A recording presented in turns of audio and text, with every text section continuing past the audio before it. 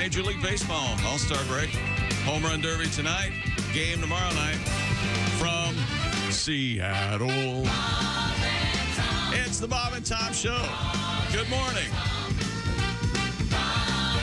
I'm a little bit under the weather, but I'm powering through. Don't worry, I'll be okay. Thought I had COVID. Took 2 tests, both negative. That's Christy Lee. Hello. Negative for COVID. Yes, also negative for intelligence. Is that what you're going to say next? No. Is the tertiary syphilis thing back yet? I'm not the one in this room who's had syphilis. I have not had syphilis. Have you had a Look around the room, everybody. Have you had an STI? First of all, if I did, I would call it an STD because I'm more of a classicist. I don't like this STI stuff.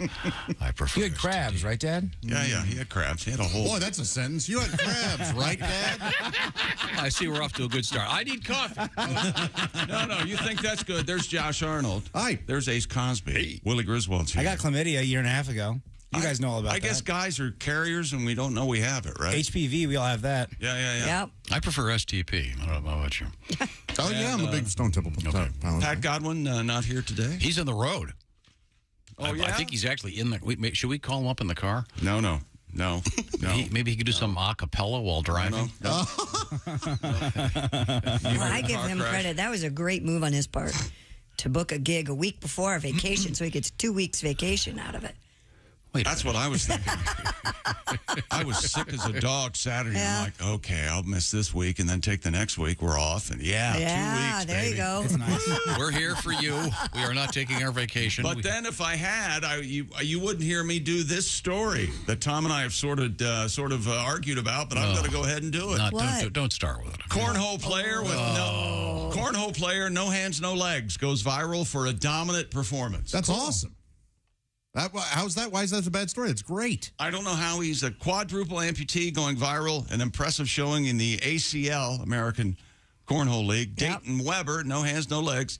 He dominated his competition over the weekend. I'm not sure. I haven't read it far enough to know how he hurls the cornholes down. He has parts of his arms. Oh, okay. Oh, all right. So he uses those parts to hurl the beanbags? beanbag. So cool. he can grasp with those parts of his arms. Good. That is cool. Good for him. That's great. Yeah. Oh, he's become the first quadruple amputee in the American Cornhole League history, ranking as the 37th best player in the state of Maryland. What a badass. Man, can you imagine the bets that he's won before he joined this league? Oh, my goodness. Yes. Are you kidding me? I hope he cleaned up. I mean, he can hustle a barbecue, I'll tell you that much. Yes, yes, exactly. Show up, no, I'm someone's cousin, and make it happen. All right. What are we doing, $50? What? Sure. Now, wait a minute. How does Now you this got that in work cash, again? right? Yeah. If you lose, you have to wipe my ass for me. No, no one was going to do that, Joe. God. No one wanted to do that. We all have fun, playful, light stuff we were talking about. You know, that's the question. That was the man who didn't want to do the story. Yeah. Right? I told you. I know. Because you can't trust yourself. Yes, he knows that he can't practice restraint when it comes to that sort of thing. No, you're right. So he goes, goodness, for my sake. You're right. Yeah, give this guy a hand because He's going to need it. That's the ultimate question, isn't it? Whoever you're with right now, and maybe whoever you're going to be with, will they wipe your ass later on? That's the question, isn't it? Sure. Yeah. Yeah, it's big time. You got That's anybody, romantic. Thanks. You got anybody wipe? I think we just heard Christy's answer. Sorry, Andy. Good luck, buddy. Hey, Andy, you're going to be a little bit dry and itchy following the surgery. No, I didn't say that. She won't wipe my butt. She says it's poop. I don't know what the problem is. Oh my gosh. That's part of it. I want to salute all the people out there who do that. Yeah. Help others. Who what? Who do that. You can just say who do that. Yeah. I'm sorry. You said do that. Did I mention I need coffee? Does that come across at all? Heartbreaker. We have, as you mentioned, on a lighter note, we do have the All-Star break. Yeah. Ellie De La Cruz is taking a rest. He stole third base and then home plate on Saturday. This guy, Cincinnati Reds phenom, He's amazing. It is amazing. There's some really cool stuff going on in the world of baseball this summer. Yeah. We will be discussing that, of course, coming up in the world of sports. Also over the weekend, I remember I walked into a restaurant and there were the usual 50 television sets, and they were all playing Summer League NBA basketball. It's Wemby Mania. Yep. Wembanyama, the San Antonio Spurs rookie. He what did he have? 27 and 12 yesterday. But the first night... First game was a little weak, but give him time. It's a practice game. He's got that three-point shot that looks crazy. It's like a giraffe shooting the ball. It's nuts. Yes, Dave. No, I watched the debut game. And I don't think he's going to last the season. He makes Manute Bol look like Shaq. Well, they'll beef him up. Yeah, he's going to start eating. And you know, Manute Bol has a son. He's going to be drafted. I saw that story over the weekend. His last name, of course, is Bol. Right. You know what his first name is? What is it? Bol. Bull? Bol. Really? Bol. Really? Bol. The man's so nice they named him twice. That's right. Bol. Like Sirhan. Well, probably a bad example. Like George Foreman. Only it's not Foreman. It's George. Okay. I thought it was going to be like Big Bull or something. Bol. Now, Ace, was Manute Bol? I can't keep track, and I can't measure how much I don't care, but wasn't there some kind of football championship over the weekend? That was the previous weekend. Oh, sorry. Surprised we didn't missed hear it. about it. Birmingham Stallions, champions of the USFL. Okay. Nice. And I wondered to myself Friday, I said, I wonder if there was a parade.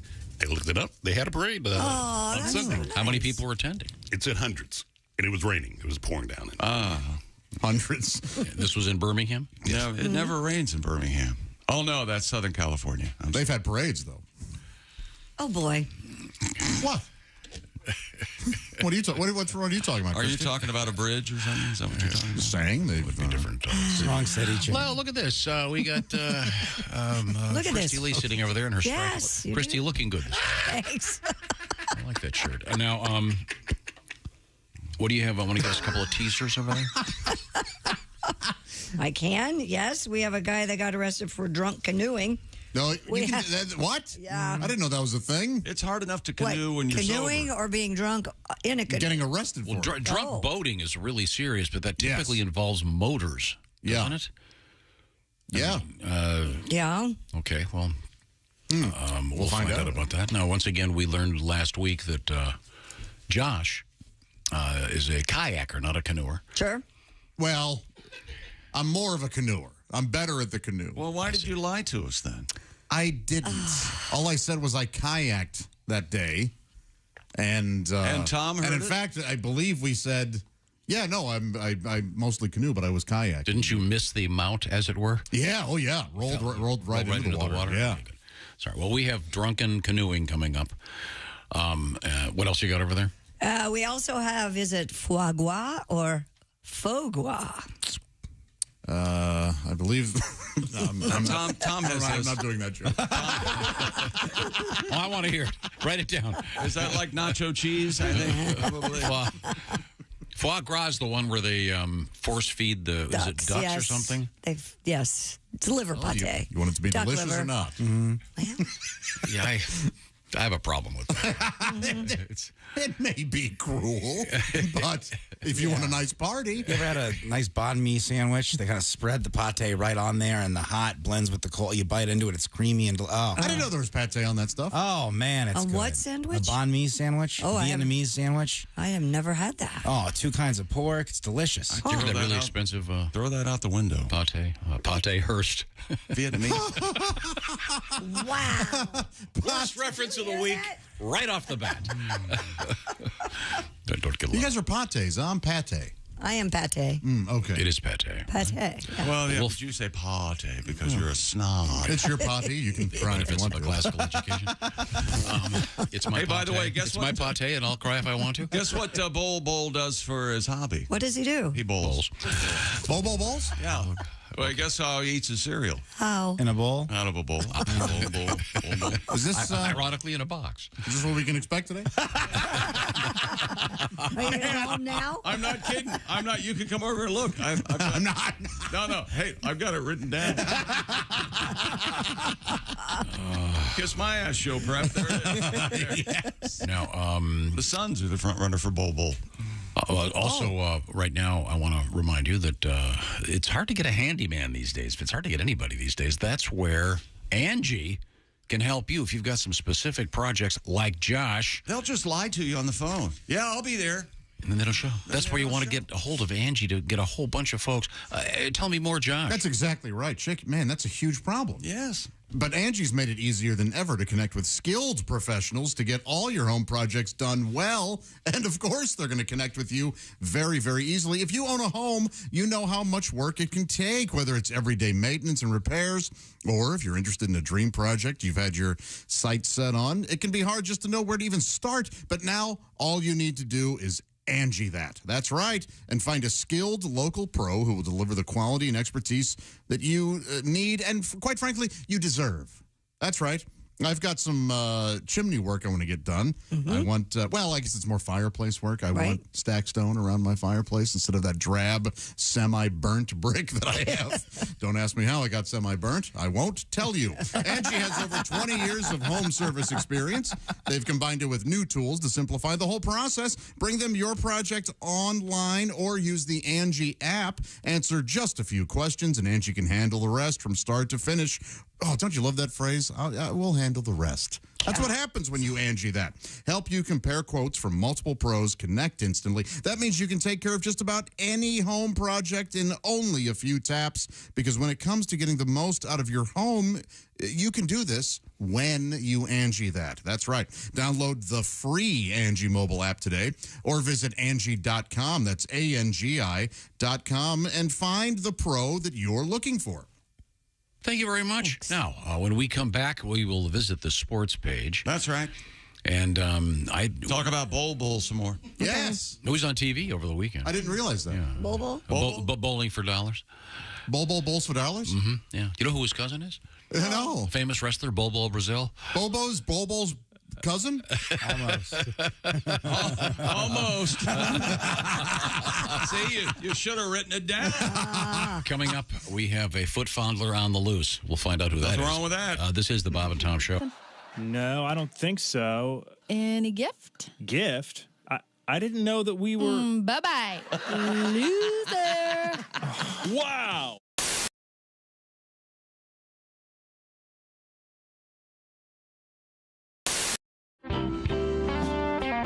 One of my favorite things you've ever discussed in the show, and if you wouldn't mind maybe doing a little bit of this for me, you have talked about marriage on this show to the point that we actually get requests all the time. Mm-hmm. Good. For people to hear your little discussion about this, which is brilliant. And I don't want to give away any of it, but would you mind relating a little bit of, you know what I'm talking about? Well, I mean, I was married for 3 years, and which is not a long time, you know. We were supposed to be together until one of us died. True. I never even had a fever. Yeah. My friends were shocked I got divorced. You're getting divorced? That's weird. You seem so happy at the wedding. The wedding? Yeah, that's not part of the marriage. No. It's like telling a shark attack victim, gee, you seemed okay on the beach. And to speak to Christy's point, you know, my wife felt I was too down, I was too negative. Well, this divorce should help. Yeah, there you go. She said I had changed. You know, you didn't used to be like this. If I'd known going to be like this, I never would have gone to bed with you. Hey, guess why I didn't tell you? Yeah, okay. And of course, you know, marriage is hard. We all know it. The proof here in the room, the success and. Einstein. Gotcha. Marriage is so hard. Einstein got divorced. Albert Einstein, it's unbelievable. Mm-hmm. Yeah, Albert Einstein, arguably the most intelligent man who ever lived, got divorced. They should tell you that before you get married. It shouldn't be, do you love her? Do you want to spend the rest of your life with her? It should be, do you think you're smarter than Einstein? And there you have it. Yeah. Nick Griffin, ladies and gentlemen. Girl, the food was great, the company even better. Why sit here all night long, going on about the weather? I know it's our first date, and good girls gotta wait. But I just turned 83, and you said you're 78.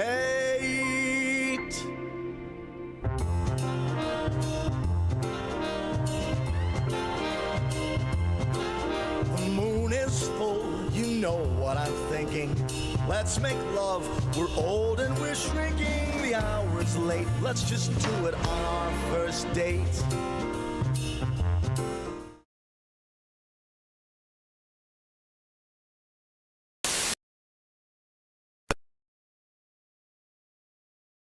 Essential Morning Radio. This is Bob and Tom 24/7. 24/7. 24/7. And a good morning to you. I'm Mark Allison. On the way, comedian Greg Warren with the Warren Report on a Monday. And don't miss the Bob and Tom Show live from Dayton, Ohio, coming up this Friday, July the 14th. Our special guests include Roy Wood Jr., and we'll also have live music from Duke Tomato and the Power Trio and the Brass to Mouth Horns. It's going to be a great morning, and we'll be live in Dayton, Ohio. Don't miss it. You're welcome to join us. Again, that's coming up this Friday morning, and we'll have all the action for you coming up as well right here on Bob and Tom 24/7. Good morning, I'm Mark Allison with a look at things you may have missed. Cincinnati Reds rookie Ellie De La Cruz has been a breakout star on the field, and now he's tackling acting. De La Cruz appears alongside soccer star Alex Morgan and NFL standout Odell Beckham Jr. in a new advertisement for the upcoming movie Mission Impossible Dead Reckoning Part 1, starring Tom Cruise. The three athletes show off their speed in homage to Cruz's signature sprint in the long-running action franchise. De La Cruz, a 21-year-old third baseman, swings a bat and runs in the ad. He filmed a portion about 2 weeks ago. He said he's never done any acting in front of an audience.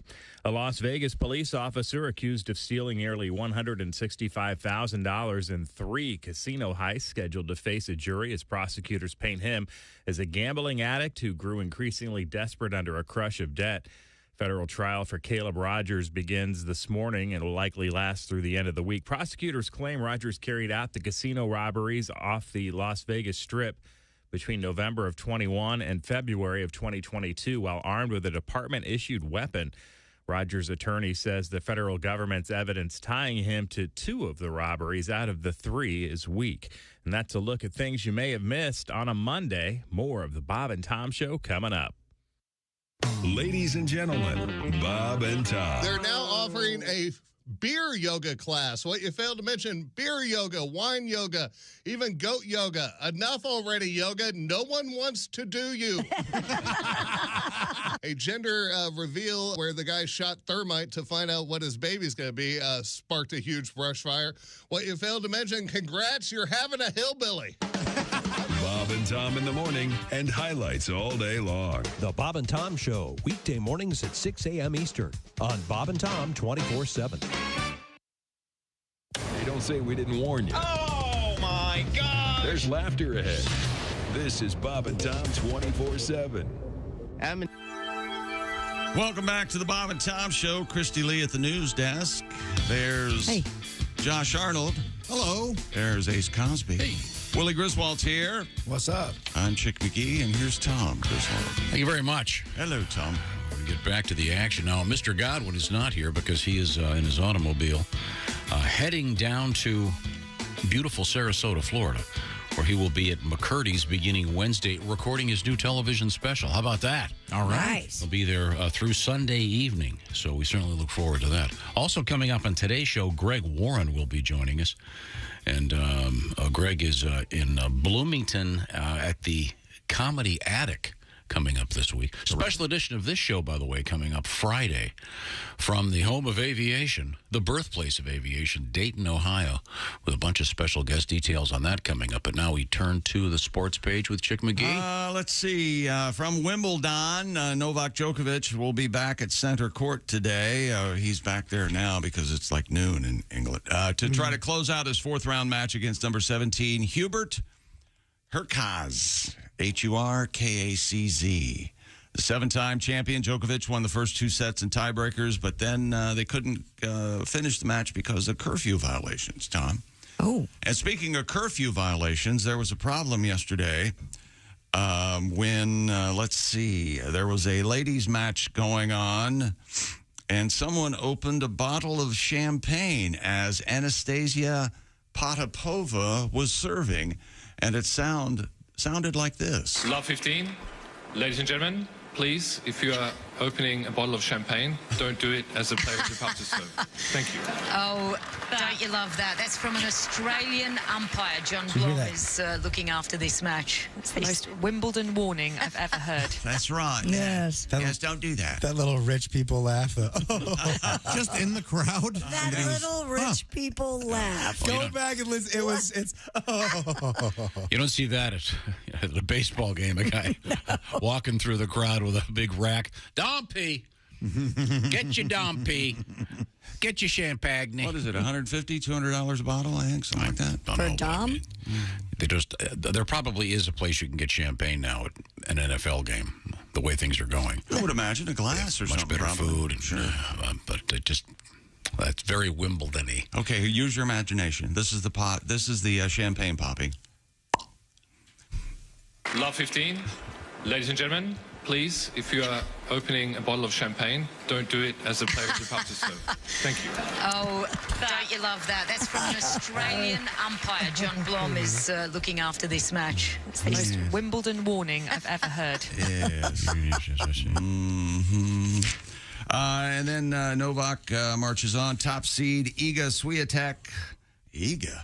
IGA? Iga. Or the Independent Grocers Association. Yes, that's right. We had an IGA when I was a I used to kid. love the IGA. Love the IGA. Yeah. Easy to shoplift in an IGA.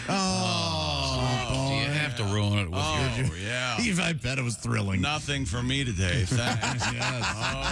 Hope you someday enjoy glorious sodomy in a prison, you thief. Got a nice letter here. You're real down from shoplifting. That's because it's stealing. I had to live too, okay? Jean Valjean over here. That's right. You're just stealing the most unnecessary, just gum. I was the Robin Hood of my neighborhood. Sometimes I'd steal for others. Here you go. Pick them up. Oh, isn't that sweet? What do you think? Let's see. I've got a nice letter here from someone who's not a thief. Okay. This comes to us from Maggie. Hi, Maggie. Talking about a proud... Wake up, Maggie. I think I got something to say to you. Maggie May, indeed. Yeah, that's a song I can't listen to anymore. Yeah. Why? I'm with you. You met a Maggie? It just played so often. Oh, I heard it the other day, and I hadn't It was heard on it for a while. a It was tape really nice. at a movie theater I worked at, and I heard it twice an hour. So. Oh, didn't you have a Maggie? You called her the maggot, right? What? Yeah, I think so. Nice little mandolin. Not at all, never. Ah, man. Maggie, I'm sorry. I was trying to read your nice letter. She said, "Good morning, radio friends, long-time listener, first-time emailer. Hi, Mags. I'm a proud mother. I was camping with my 12-year-old son, Oscar, over the weekend. Man, what a great name. Also, he's a 12-year-old kid. He's probably a thief. What are you talking about? Probably is. I think Maggie raised Oscar well. It's now slander. You can raise him as well as you want. He's still going to be a little Oh, punk. my gosh. There's nothing more exciting than stealing something. Forego reading the letter now. You can't forego reading the letter. I was changing out of my bathing suit top into a T-shirt in our pop-up camper. Hello. There was very little privacy. Oscar turned around. Yes. So as not to see me. What's happening? Oh, all right. And started singing the Rodney Carrington song, Mama Got Her Boobs Out. Oh, how Hilarious. nice. I'm sure the entire campground heard me laughing. Then she answered with saying, I hope something good happens to each one of you today. What a nice letter. Well, thank you, Maggie. We hope the same for you and for Oscar. Thanks, Maggot. And in your honor, this is a little bit of something from Rodney Carrington. I remember way back when I was just a boy going places with my mom and dad. It used to scare me to death how Mama used to act after 6 or 7 beers she's had.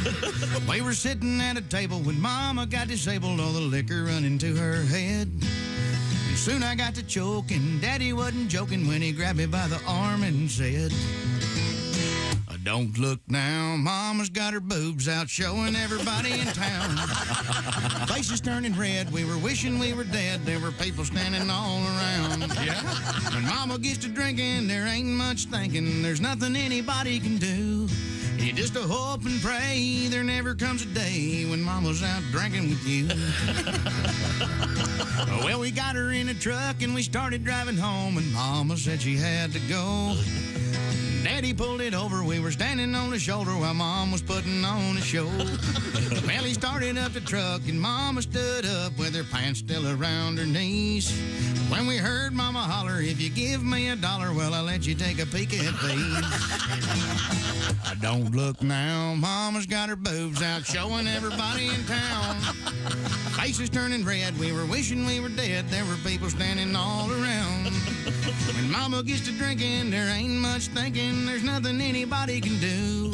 You just hope and pray there never comes a day when Mama's out drinking with you. You just hope and pray there never comes a day when Mama's out drinking with you. Thank you, Rodney. Going out to Maggie and Oscar. Thank you very much. Yes. We now return to the sports desk with Chick McGee. Chicago Cubs manager David Ross, personal friend of Willie Griswold. I saw him the night before Game 5 of the World Series. There you go. I saw him at Wrigley. There was a Dunkin' Donuts, and I didn't say anything. Later, I thought I should have said, "Go get him, Grandpa," because that was the game where they turned it around. Right. But I didn't, so it's not really a story, I guess. But yeah, I saw him get out of his truck one time. All right. Yep, you bet. Glad I stopped the whole show for that, right? Do you guys? remember what kind of truck it was? Like a Ford? It was a big one. It was like a really big truck. Cubs manager David Ross, they call him Grandpa, got caught on a hot mic calling the home plate umpire a POS. Oh, boy. For ejecting him from the game yesterday against the Yankees. A point of sale? The ejection occurred during the bottom of the first inning. Cubs starter Kyle Hendricks had just thrown just 5 pitches. Tensions escalated. Home plate umpire Alex McKay made several calls that drew the ire of Cubs manager Ross. After some heckling from the dugout, McKay finally had enough and ejected Ross from the game. It was then that Ross walked out onto the field. There's nothing more embarrassing than being ejected from the field and you're standing in the dugout. Mm-hmm. You got to be nose to nose if you're going to eject somebody. And David Ross yelled on the hot mic, "You got one GD game before you get a break," the All-Star break, "and you're that effing bad already?"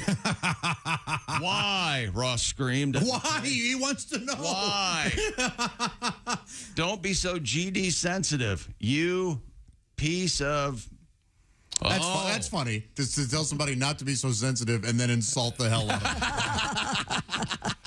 Ross didn't like a ball call during the at-bat against Stanton, but he could have also upset the pitch clock violation. Tom and I have had this discussion. I enjoy Major League Baseball, and I'm trying to figure out what it is, and I'm sure it's the pitch clock. It's really picking up the pace. You see it. I see what you're saying. You're enjoying it more than you have been. Yeah, you see 11-10, 9-8s, 7-6s, 13-12, stuff like that. I think it's a lot more offense, Tom. No more shifts anymore. That's another big one. No more shifts. They can't shift during the game, Tom. They're not allowed. What does that mean? That means if you've really got to go bad, you can't take a shift. No, you sure can't. Oh. It's hard to bat when you. Yeah, you Poor can't. guys. No. You're clinching. And speaking of Major League Baseball, the Reds rookie Ellie De La Cruz has been a breakout star in the field, and now he's going to be an actor. De La Cruz appears alongside soccer star Alex Morgan and NFL standout OBJ, Odell Beckham Jr. He's with the Ravens in a new commercial for the upcoming movie Mission Impossible Dead Reckoning Part 1. That's right. Yeah, that's a two-parter. Sure. He's telling you right away, this is there's not going to be an ending on this one. This is Part 1. I don't think that's, well, anyway. Although I'd probably be more mad if it was a surprise at the end. To be continued? Question mark. You know, one of those. That's deals. what they did with the Spider-Man universe. Senator. Oh, that's the third one comes out in like less than a year. I thought of you over the weekend. I watched Guardians Galaxy Part, the new one? Part 3. Yeah. And I thought of your review of Spider, and I wanted to use those same words. What a mess that movie is. You didn't enjoy it, did you? I dislike it immensely. Oh, what a bummer, man. And what did you say about a huge waste of time? Oh, God. And that's the most popular movie in the world right now, that Spider-Man movie. I don't get it. It's a lot of nothing. just a lot of not for you. Nothing. There's a lot of people that really enjoy it, so it's just not for you. A lot of people voted for Hitler. It doesn't mean it was a good idea. I don't know that anybody That's a voted. crazy. What? I'd have to look that up. I don't think anybody voted. They may have. I'm not sure. You are nuts. Those elections. I think he might be onto something. People are morons. A lot of people Or what do they voted, say in Animal House? They'll let him go. He's on a roll. Yeah. voted for Hitler, is what he said. That's what he said. He's right. You know, that does ask the question, why do you go to movies anymore? Yeah. There are many that I enjoy. I just didn't care Why for don't we that one. hear about those? We're only told about the senators, You said, to quote you. You said you liked The Bear, right? I love that show. After you finally found it. It was excruciating. You know, that's because I have a weird TV. The only thing I've heard you say positive about a movie in the last 2 years is you watched All Quiet on the Western Front, and you said that they had a really cool, like, train horn or a boat horn. That was the only positive. You didn't say you enjoyed the movie. No, it's hard. I mean, it's a great movie. I felt some of Your Father's Pain, though. Painful to it's the story. It's so painful. They took the one thing. I had to stop watching All Quiet on the Western Front to just take a break and go outside and look at the sun. It was so intense. Yeah. And then the review was, oh, this lacks emotion. And it's like, that's one thing it had up to its eyeballs. And I don't know why that guy would. That guy's an idiot. I did a background check, and it's typical of that guy. You ran a background check on the critic after he read. I knew there was something wrong. I saw a documentary over the weekend I think you would like. You should go see. It's called Squaring the Circle. I think you would really enjoy it. Okay. That sounds. The title does not. No, it's about the two. A Muted Heart? What is it? No, it's about these two guys who started a company called Hypnosis that did all the album covers like Pink Floyd, Led Zeppelin. That would be cool, yeah. It was really good. It was very interesting. Josh, what did you think Squaring the Circle was about? Some sort of philosophy, like who moved my cheese, the shack, whatever the hell. Chicken You soup. should live your life by squaring the circle. You don't want Chicken soup for the chicken soup for the anus. angry middle-aged. What's Who Moved My Cheese? That's a real popular business book. I can't move my bowels because I ate too much cheese. That's actually a decent book. I shouldn't have thrown it in there, but it's okay. Although it is kind of slow, you'd get bored and you'd probably. I would have thought pop psychology, but I'm glad. No, I thought it was very interesting. More sports coming up. Okay. Yeah, and I read a review of that, Christy. It looks really good. It's about all those classic album covers. Yes. I love that. Yeah. In a world in which the album cover essentially doesn't exist at all anymore. Right. And Noel Gallagher, who I know is not a popular person, but he's trying to explain during the film to his daughter the importance of the album cover back when we were kids and how you would buy the album and you would read it from, every single lyric, every note, It was almost better than the music. It really enhanced your listening. Well, there are album covers that are better than the albums. That's a truism. That is true. Cheap man's art. But that was also a way you'd... Poor man's art, I guess I should say. You'd go to someone's apartment and start whipping through their albums and get an idea and what was going on there. Not like now. You just Google. Carpenters, ABBA. I'm leaving. ABBA. Yes, I'm sorry. Is it ABBA? Yes. It is ABBA. It is ABBA. ABBA like abracadabra. Oh my goodness! Why do you have to say it like that? Those people are slow and dim-witted. They say ABBA. At one point in your life, someone from Wisconsin wronged you, and I don't know who did it or what happened. I imagine you're at a lake somewhere. We're going to be going to Wisconsin. A special visit from the Bob and Tom Show. It's a secret. We'll tell you later. Right now. Oh, that'll get the people there. Good job. It's like those secret comedy shows where they don't tell you where they are. I'll help you out. You will have plenty of time to make arrangements. Yeah, it's way down the road. November. Okay. You idiot. Right now, the Bob and Tom Show. Am I King Idiot? I think, where? Oh, it's King Idiot. Oh, thank you very much. What an honor.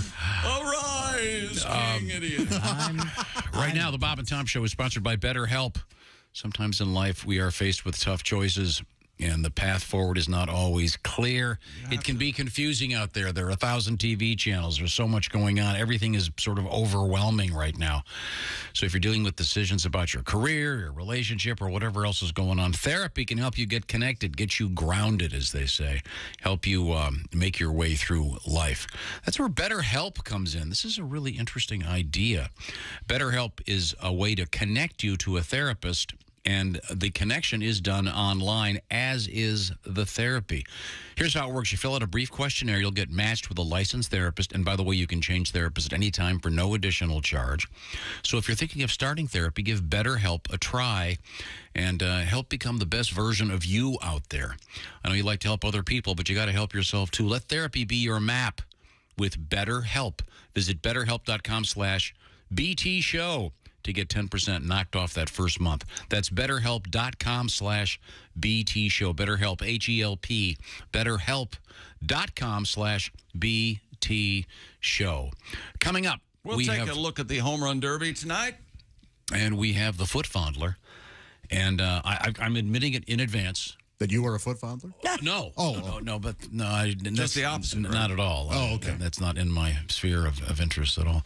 I'm admitting in advance there's going to be a joke attempt. It may be a reach. It may be greeted with total silence. Wow, if that's coming from you, that's something. Thank you, Christy. Oh, hey, Christy, this is kind of visual. Did you see my new condoms came in? I didn't know they made them. I didn't know they made clear ones. It's a very, very long clear tube that a poster might can. What visual bit is this? Are you kidding me? Very silly. This is your closer? It's an elephant condom. This is, wow, that is, did you know they made them clear? What color are they supposed to be? Zebra stripe. Oh, when we come back, this is the Bob and Tom Show. Thanks for listening to the Bob and Tom Show this morning.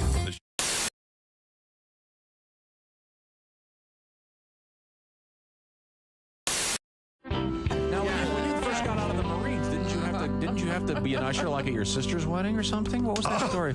Right. When you come out of boot, first of all, let me just say I was engaged once. And the girl kept the ring. Oh, no. That was 2 hours of salary gone. All right. No. When you come out of boot camp, you're ready for anything. I mean, you know what I mean? Outstanding. That's the attitude. Outstanding. That's the Marine Corps. When I came out of boot camp, my sister got married. She had me seat the people at her wedding. They'd come walking up to me in front of the church like, oh, you must be Patricia's brother. Sit down.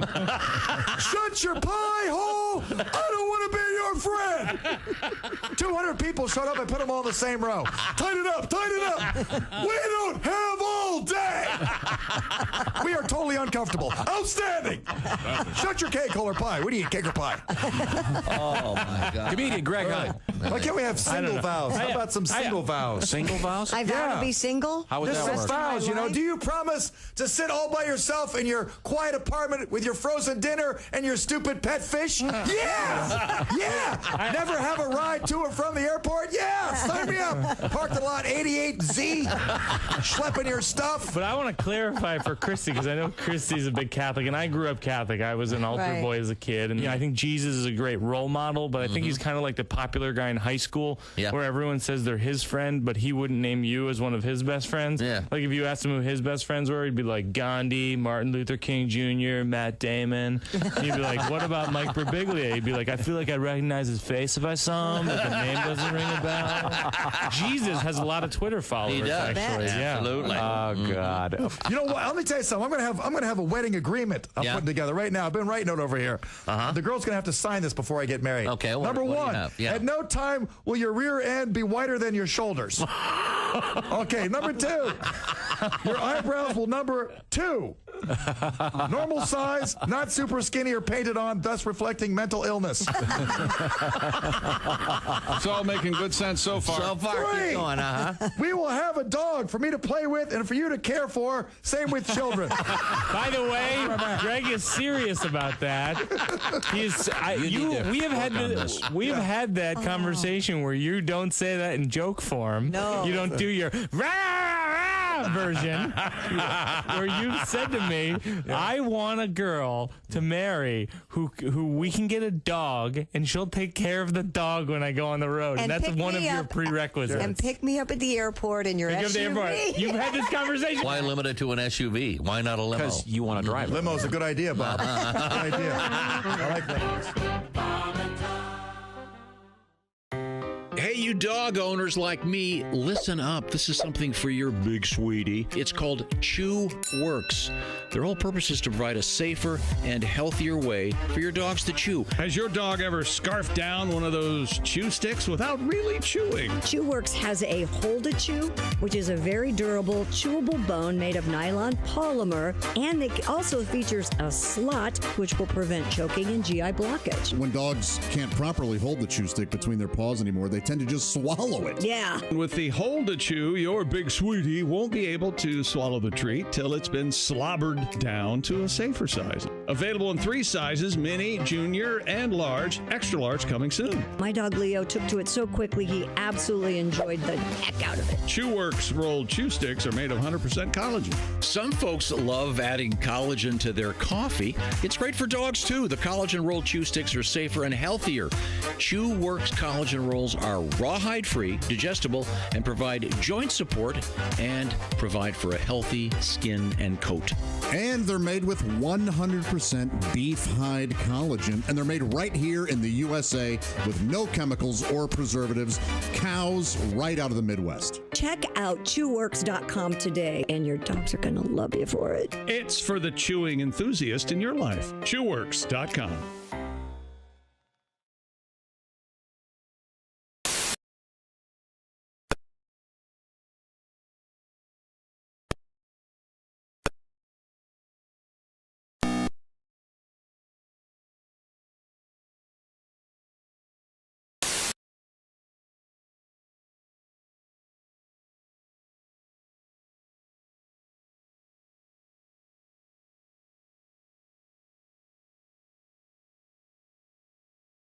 Or 7. Little ditty about Jack Bauer's plan to try and stop a nerve gas attack by the mean Russian man. Jack is hiding in the ductwork, crawling around. Then it pops up, pulls his gun, shouting, "Everybody down!" Jack is just trying to keep America free. But tell him a lie and he'll shoot your wife right in the knee. Gotta get the intel, no matter the cost. He gonna give the wet list to that German dude who was on Lost. Jack said, Chloe, upload them schematics to my PDA. Gonna put my jacket hood on, hold my breath and save the day. Jack said, oh yeah, life goes on. Long after they set off the nerve gas bomb. Oh yeah, I said life goes on. Long after Michelle, Tony, and Edgar are gone. Little ditty about Jack Bauer's plan. Gonna whisper, then shout some, then whisper again. Curtis, where are you? Tell me about Mr. Cooper. Tell me about Mr. Cooper. Get in the chopper now. I said I wanted a cheeseburger.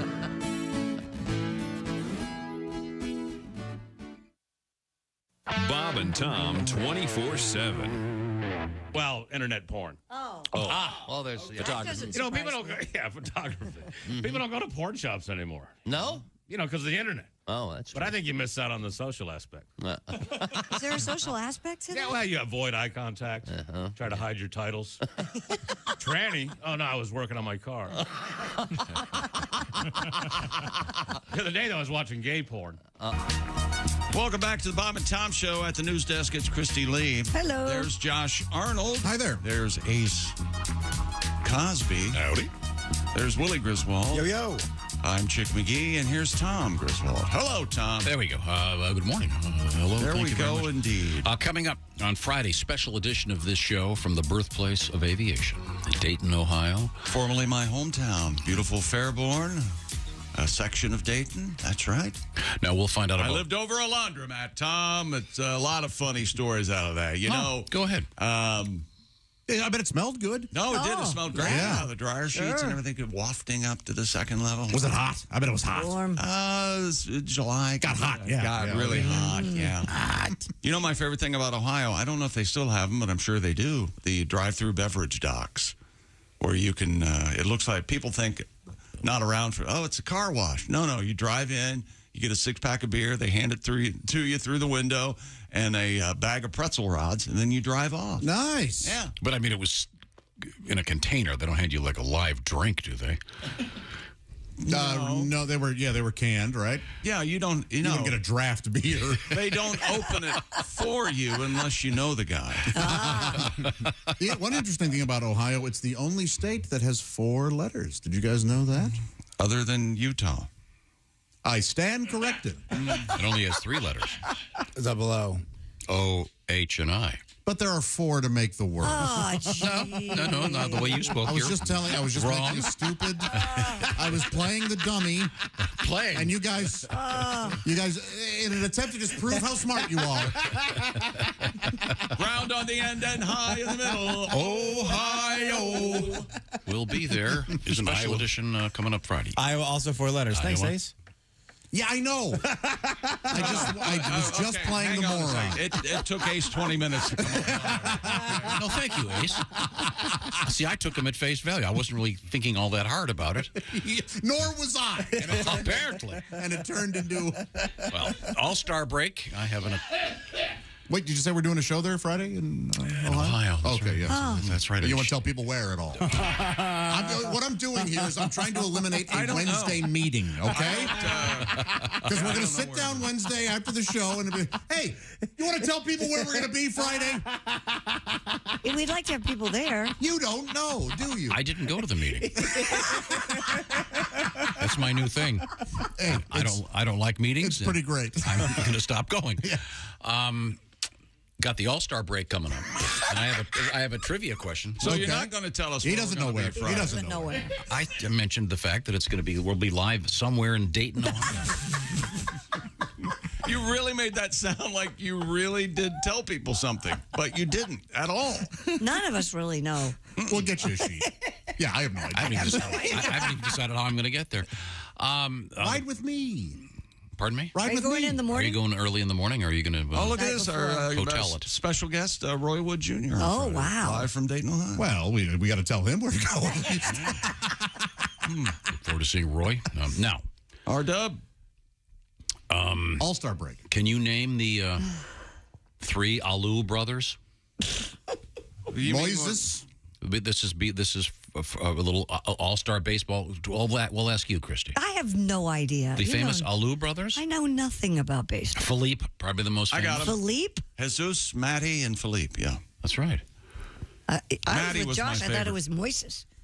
Now, Moises is a son, I think, of one of them. Philippe, Jesus, and Matty. That is correct. You know, Moises was the one who They're got not the Pep Boys? Steve Bartman knocked the ball out of Moises' hand. Oh, yeah. And the city said, why don't we hang that guy? Yeah. Poor guy. It's Poor nothing bastard. It's nothing that the Cardinals fans would have known not to pick on that guy, right? If That's right. They wouldn't have made him change his name and move to Florida, or whatever the hell that poor guy had to do. He moved to Dayton, to a secret location. We're going to be broadcasting from his house. Now, do you know Steve Bartman will be there Friday morning. Christy, do you know? So tell me the names of the Aloo brothers. I just said them. Philippe? Check. Jesus? Very good. And? Manny. Close. Maddie. Yeah. Ah, you know their sister? What's the importance? Their sister? Yeah. No, who's that? That's right. A little Latin loopy loop. Is this the joke you teased earlier? Yes. Oh, this is the one where we weren't going to laugh, and you were correct. I've always wanted an excuse to play that. I love that song. So why did... Little Latin Loopy Loo by Mitch Ryder. So not even Lupe Aloo. So you brought up the Aloo brothers just to do that? They're not in the All-Star game, So your right? suggestion is her name is Loop, so that her last name is Aloo, not Lupe. Loopy Aloo? Loop Aloo. So have you been like rolling this around in your brain for like weeks, getting? No, I was trying to get away from the topic that you brought up and get back to the All-Star game. Who does that song? Mitch Ryder. What topic did I I'm bring? sorry, you did say that. Yeah. Yeah, what topic did you bring? Dayton, Ohio Friday? Is that what you were talking about? Yeah. Oh. I don't know where. We'll find out. Let you know. If anybody knows, give us a call. Maybe somebody out there does. I bet the guys I that bet people in Dayton know. the guys at TUE know. Yeah. Well, it's a secret location. We'll be announcing. I applied for a job at TUE back in the 80s. Interviewed with Mr. Bill Pugh, Dan's brother, and they said, "No, thank you, loser." I think he did say loser. No. Really? You'll never be anything, McGee. Little Latin Lupe loser. Get out of here, loser. Wow. Even though a buddy, Marshall, was working for him, they wouldn't hire the chickster. I don't know what the hell they're. Well, Marshall wasn't a loser. No, Marshall was a winner. That's true. Weren't you doing top 40 radio at the time? No. It was album doohickey. Yeah. Okay. All right. Let's not. Did you use the phrase album doohickey in the interview? Yes, I did. It was my hook. Okay. More sports coming up. Famous siblings in baseball. How many are there? Well, many. Phil and Joe Necro. Mm-hmm. You remember them? They were in the Necro leagues. Nope. You handed him that. Did you know what you were doing, Chuck? Oh, yeah. Then you're at fault. Oh, I am? Yeah. Yes. You handed the monkey a knife. Yeah. And he stabbed someone. Yeah. Coming up, we have a serious news story. Oh, boy. Christy, I know that you Yes. are a big fan of the zoos Yes. around the world. Yes. We have a really interesting story about zoos and gorillas and what they don't care for. Yeah. Oh, what a stupid. What a stupid promo. This is important. We don't want to anger the gorillas. No, the problem is you're not angry the gorillas, it's the keepers. The gorillas are enjoying something. Actually, coming up, something you might enjoy is the, remember the NFL players get introduced to like Monday Night Football. Josh Arnold. Oh, right. Where'd you go? Webster University. Webster University. Webster, the Fighting Emanuels. That's right. And they've compiled some of the most interesting ones they've had. Because a lot of the players now are going off script. They have before a lot, but the Ohio State University is what that's where that got started. Right. Okay. We'll find out about that. Yeah. Also, we have a TikTok news. Can't leave it alone, can you? This is the Bob and Tom Show. Got something to say? Send us an email, bobandtom@bobandtom.com.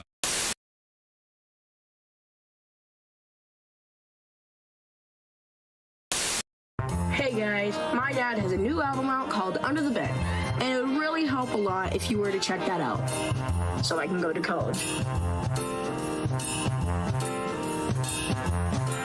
Please.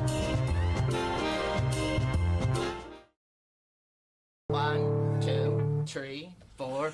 Oh, you're gonna paint that barn tonight. Oh, down beside the lantern light. Oh, you're gonna finish all your chores, black bonnet girls. You make the Amish world go round.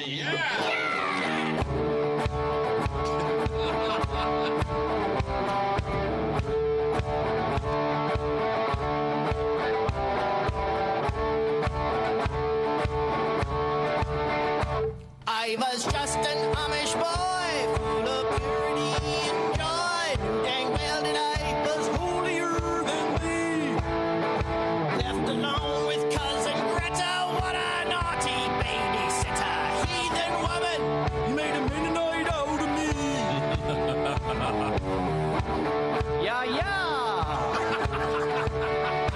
I know chicks who never curse, girls who know their Bible verse. Every one of them wore a dress down to the floor.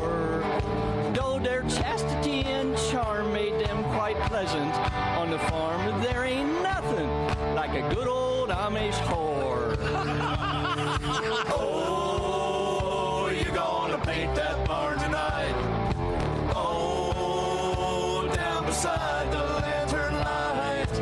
Oh, you're gonna finish all your chores like bonnet girls. You make the Amish world go round. Yeah, like bonnet girls, you make the Amish world go round. Hey, Barry. Yeah, Carl. You know what the difference is between Greta and my buggy? No, what is it? Well, not everybody's been in my buggy. I've been on my knees all day,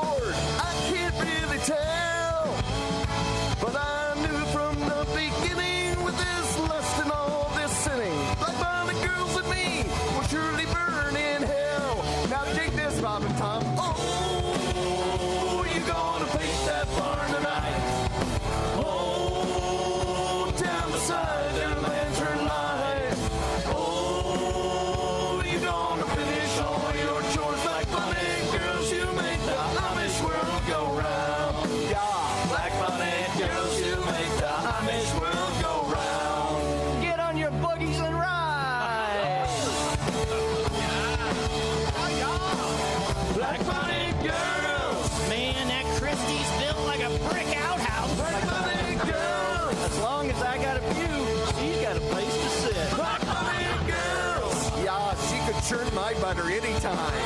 Black bunny girl. Hey, Christy, show us your ankles. Look at that. Hi. Oh, the electric.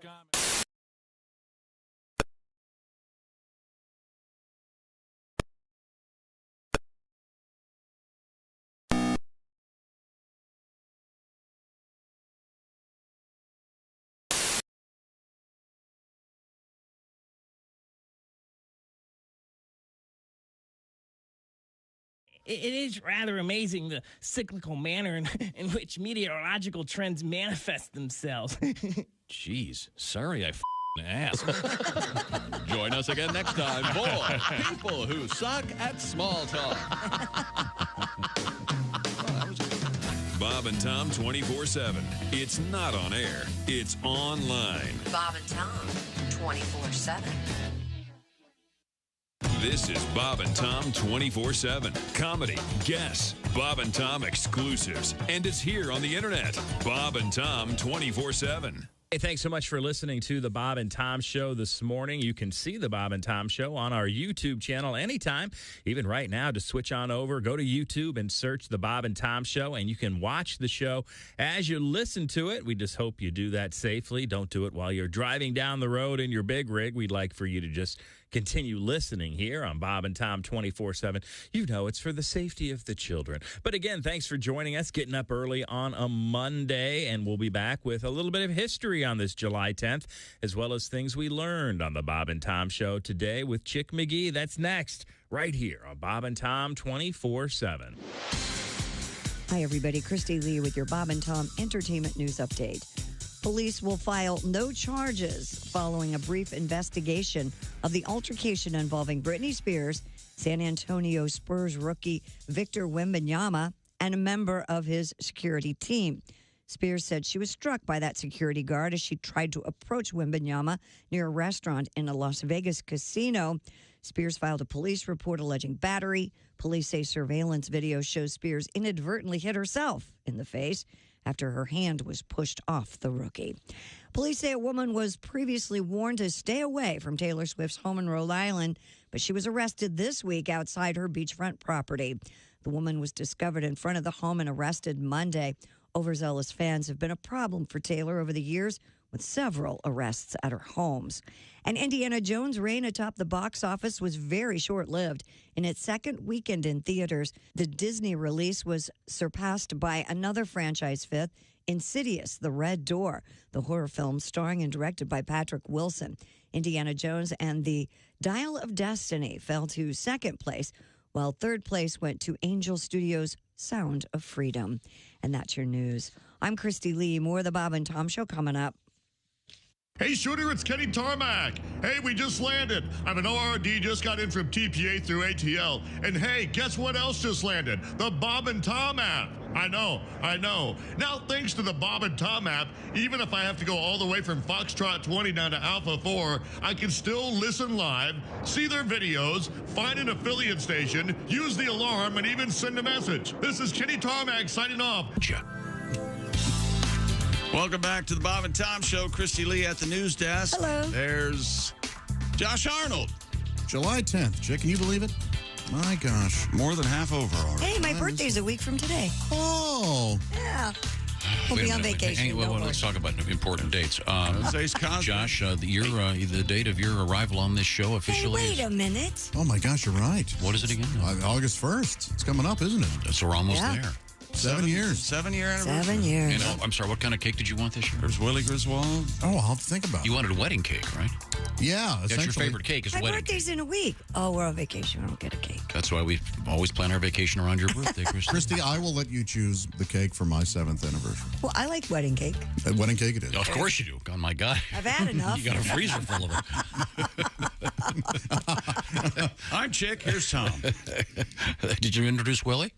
Yeah, you were talking right through. Willie, I love your facial hair. Blathering right. Oh, I got to get rid of this thing. You kidding me? No, I like it. This is not good. No, you got to let it grow more. No good, you guys. Were you just checking it out, or was it just laziness? I had a show, a week ago, so I shaved, I think, Friday in Cincinnati.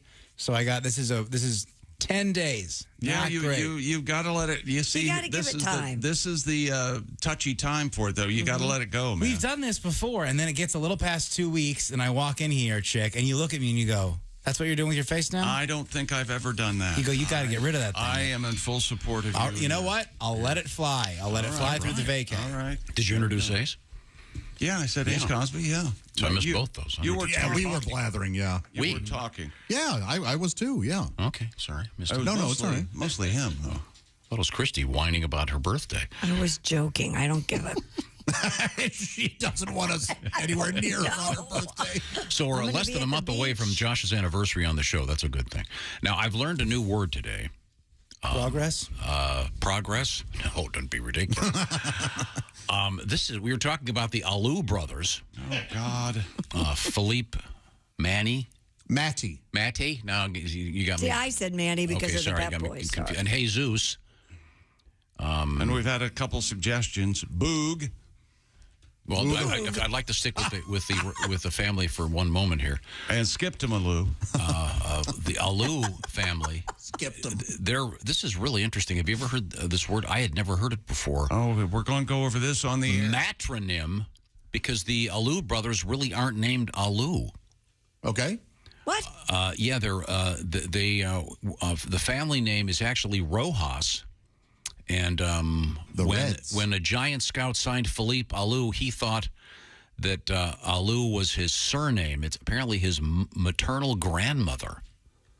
But once they got the name, they kept it. And that's what matronym means? Yeah, it can be a female, like mother or grandmother. That's a fascinating new word. There we go. How about that? And I pointed out that there was, of course, little Latin Loopy-Loo, the sister, and, of course, the other brother that was not a good ball player. Babaloo. Bob Aloo.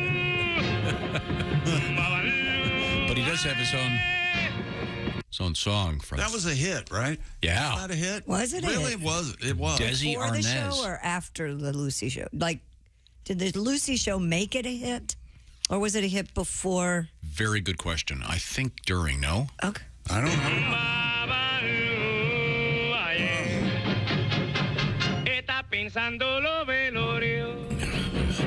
Christy's dancing. I'm not sure what he's talking about. But. Talking about Bob Aloo. Okay, good. And now you have more?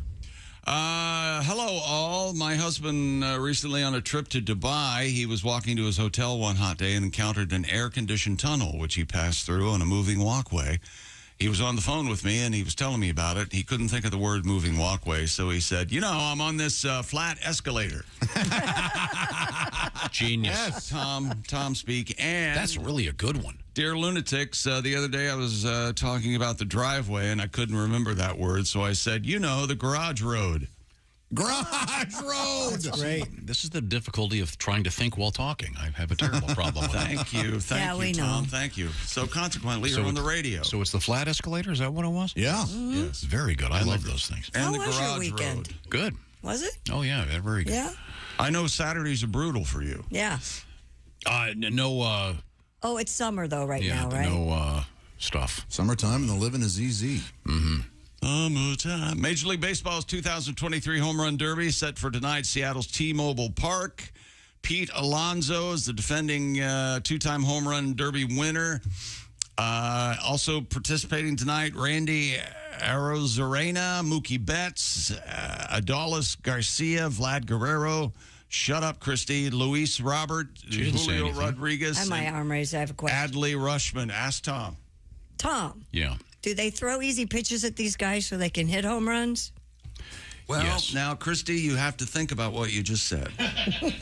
If they throw really easy pitches, if you know anything about physics, they're not going to be able to hit them out of the park if they're going really slow. I don't know. I did not know that. But pitches designed to be hit. And I believe they can request for their their coaches to come out and pitch to them. Oh, really? Yeah, absolutely. They can choose who they want to, and they'll only swing at the ones that look good to them. All right. So there are plenty. Sometimes they'll let 4 or 5 go by. Gotcha.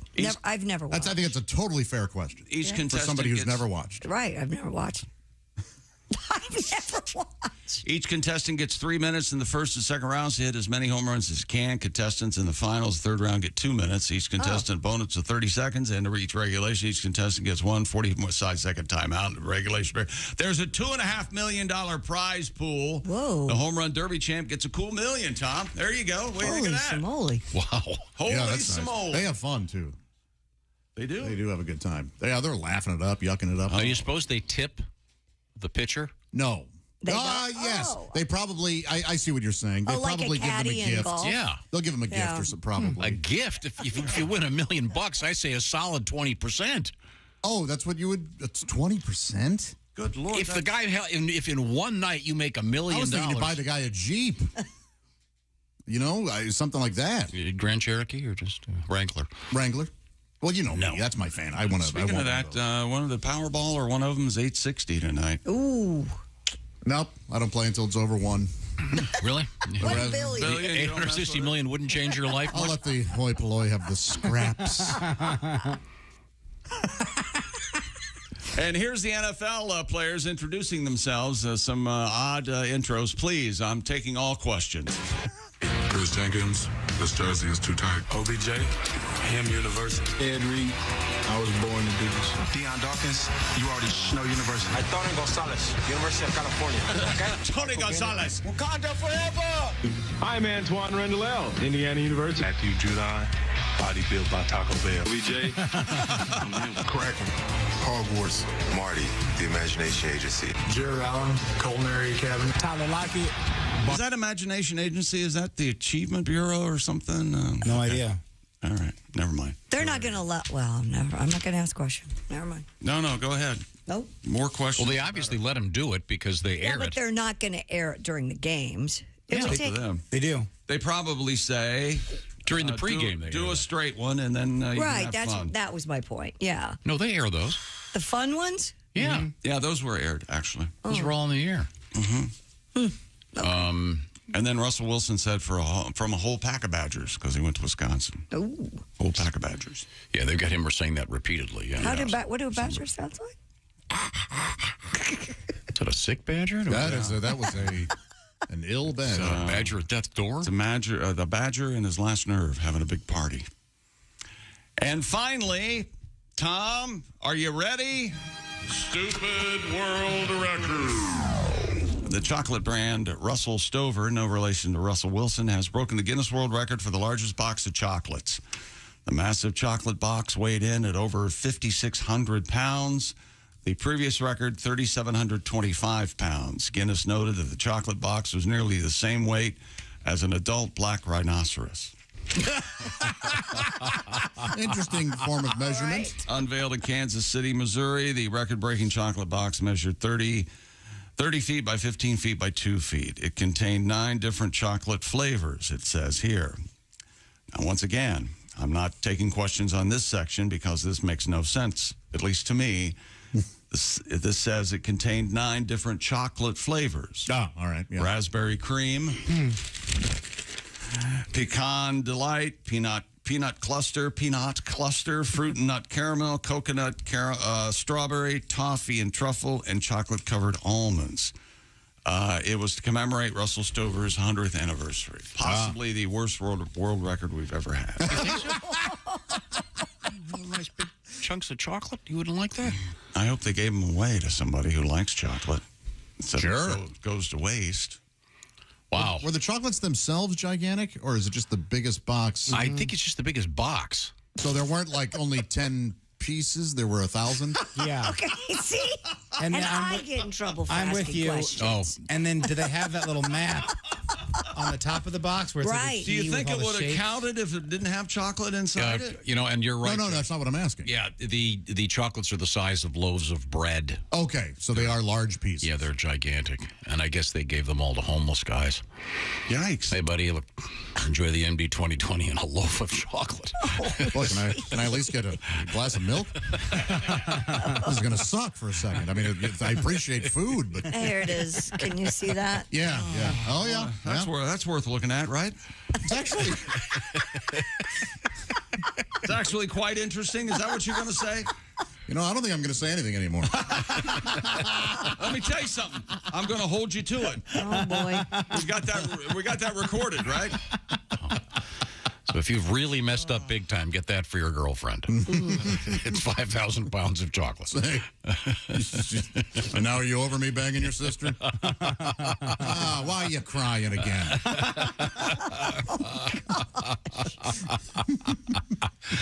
Coming up, the Ace Cosby joke of the day. Oh, boy. We have food news. Something, I believe it's called, instead of foie gras, it's faux gras. Oh, it is? Yeah, we'll find out what's not in it. Apparently the foie part. Is it the foie or the gras? I don't know. We'll find out about that coming up. Right now, speaking of great food, HelloFresh knows the summer is the season. It's not the season to be lingering at the grocery store desperately trying to find, where's the horseradish? Why isn't it near the sour cream? This says dairy. I can't seem to find the half and half. No, HelloFresh does all the shopping for you. They do also the planning and the measuring. So you get the box, and it's farm to table fresh stuff. And what have they got going this summer? All kinds of things, including crunchy curried chickpea bowls or creamy dill chicken cutlets with green beans and potatoes. HelloFresh sends it to you. You put it together sometimes in just 10 minutes. Willie, what have you been working on over there? Folks, check out the barbecue pulled chicken tacos with creamy slaw and red onion. HelloFresh sends you 8 ingredients. Put those together in 4 easy steps. In 20 minutes, you're enjoying this delicious, colorful taco dish you made at home with help from HelloFresh. HelloFresh, they've got an entire array every week. More than 40 recipes to choose from. Way over this side, you've got your vegan stuff, and way over that way, you've got good old-fashioned comfort food. So find out what's going on. HelloFresh.com/BTShow50. Why 50?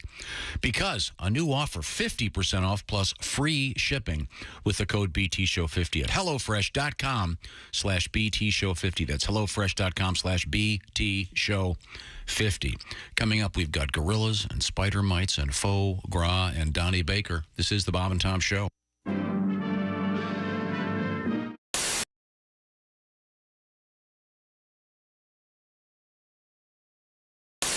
Okay. This is the first time we've had a woman on the show, as far as I know, lying down during the program. Don't all your comedians get waxed? No. Before the show. Hey, we like to call that interviewed. We interviewed him real good. Yeah, we did. The cameramen have to look away for a second. Okay. Oh, okay. Both of our camera guys are married to it. We're so nervous to be in here. Now, wait a minute. You said the cameraman. They just closed the curtain. And they're putting hot wax on, and she put the paper on it, and she just ripped it off. Okay. It wasn't that bad. Ta-da. It is worth it. Kelly It looks Clarkson. so good. I wish you guys could see it. Yeah, I'll bet. And now she's putting more hot wax on. Oh, boy. And Breathe, she's putting breathe. a strip of paper, and it just came off. That hurt. Have you ever seen someone this hairy? Oh, my goodness. It's been a while. This is nothing. Really? Okay, she's putting another strip on. Breathe out. And breathe out. Go to a happy place. And breathe out. And breathe out. And do I look pretty now? Will the boys date me now? Baby, look pretty. And breathe. Whew. How much are they waxing? Oh, it's I know. I'm hurting over here. All right. Now, would you be comfortable if I came in? Yeah, that's fine. Okay. To hold my hand? Yeah. Exciting and new. This is so It's like cute. Vegas down there. Can you hear me? I hear you fine. sir. Yeah. Marianne, are you comfortable with me standing here? You didn't have to say it twice, Tom. Okay. I'm going to go down here and get a good look. Okay? You go down, Can you Tom. say put the lotion in the basket? Tom, So you don't now- have to go that low. It's not even there. Tom, you don't need. You don't need eye. What is that? Oh, Tom got Oh, look at that. dazzled. Oh, I got a little on me. Yeah! This is very sexy. It is. It's great. I need a picture. Okay, well, we'll get plenty of pictures. Oh, we'll get. Oh, there's tons of pictures already. Yeah. Oh, Christy. Oh, she's standing up, doing Look it at right that. now. Christy. Now, Christy's She's putting it showing on, it. on her hip. Are they going to have to do any waxing? No, not there. Good Lord, what do you think she is? She's not Harry and the Hendersons. Good Lord, Tom. Sorry, I'm just asking. It looks nice and smooth. Seriously, what is your impression of the average woman? I mean, seriously, this is just amazing. Now, They're what is, covered in hair. What design are you getting, Christy? What is that? What design are you getting? I'm getting a snowflake, but apparently they're going to enhance the snowflake. Oh, okay. Maybe put a snowman in there eating it. You'll have to come to Wisconsin to find out. Oh, there you go. All right. You're going to eat it, just like it said in the story.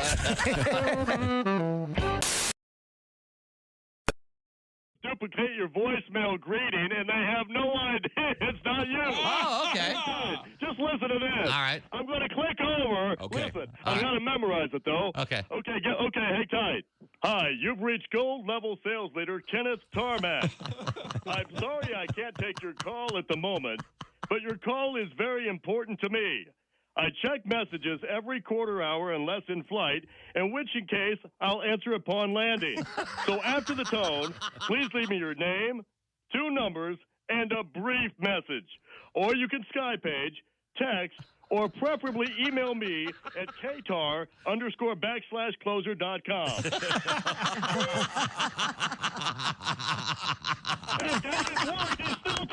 He's still talking. Is he talking? Yeah, he's still chatting me up. Oh, God.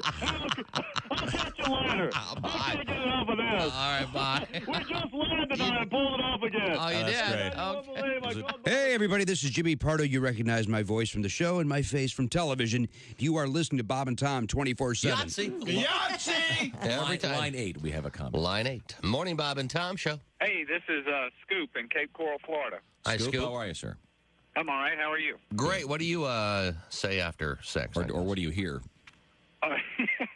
Well, I usually hear silence, but I always tell my wife thank you. But usually that's because it's been so damn long since I got any that I'm like a kid getting that first piece of candy. I know. I hear you, brother.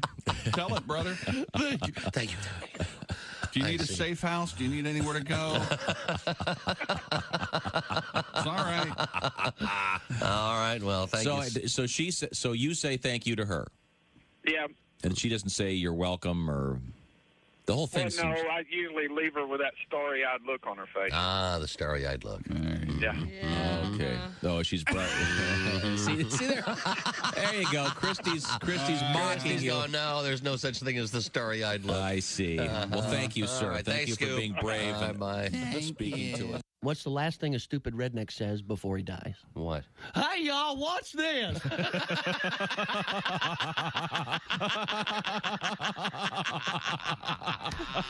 That's my people.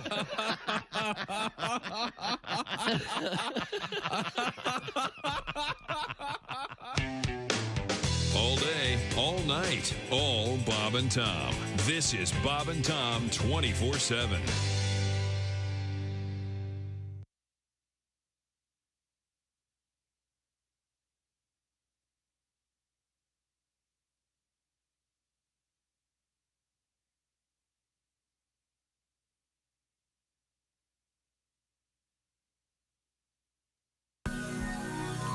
Welcome back to the Bob and Tom Show. Christy Lee at the news desk. Hello. There's Josh Arnold. Hi there. There's Ace Cosby. Hey. There's Willie Griswold. Good morning. I'm Chick McGee. Here's Tom Griswold.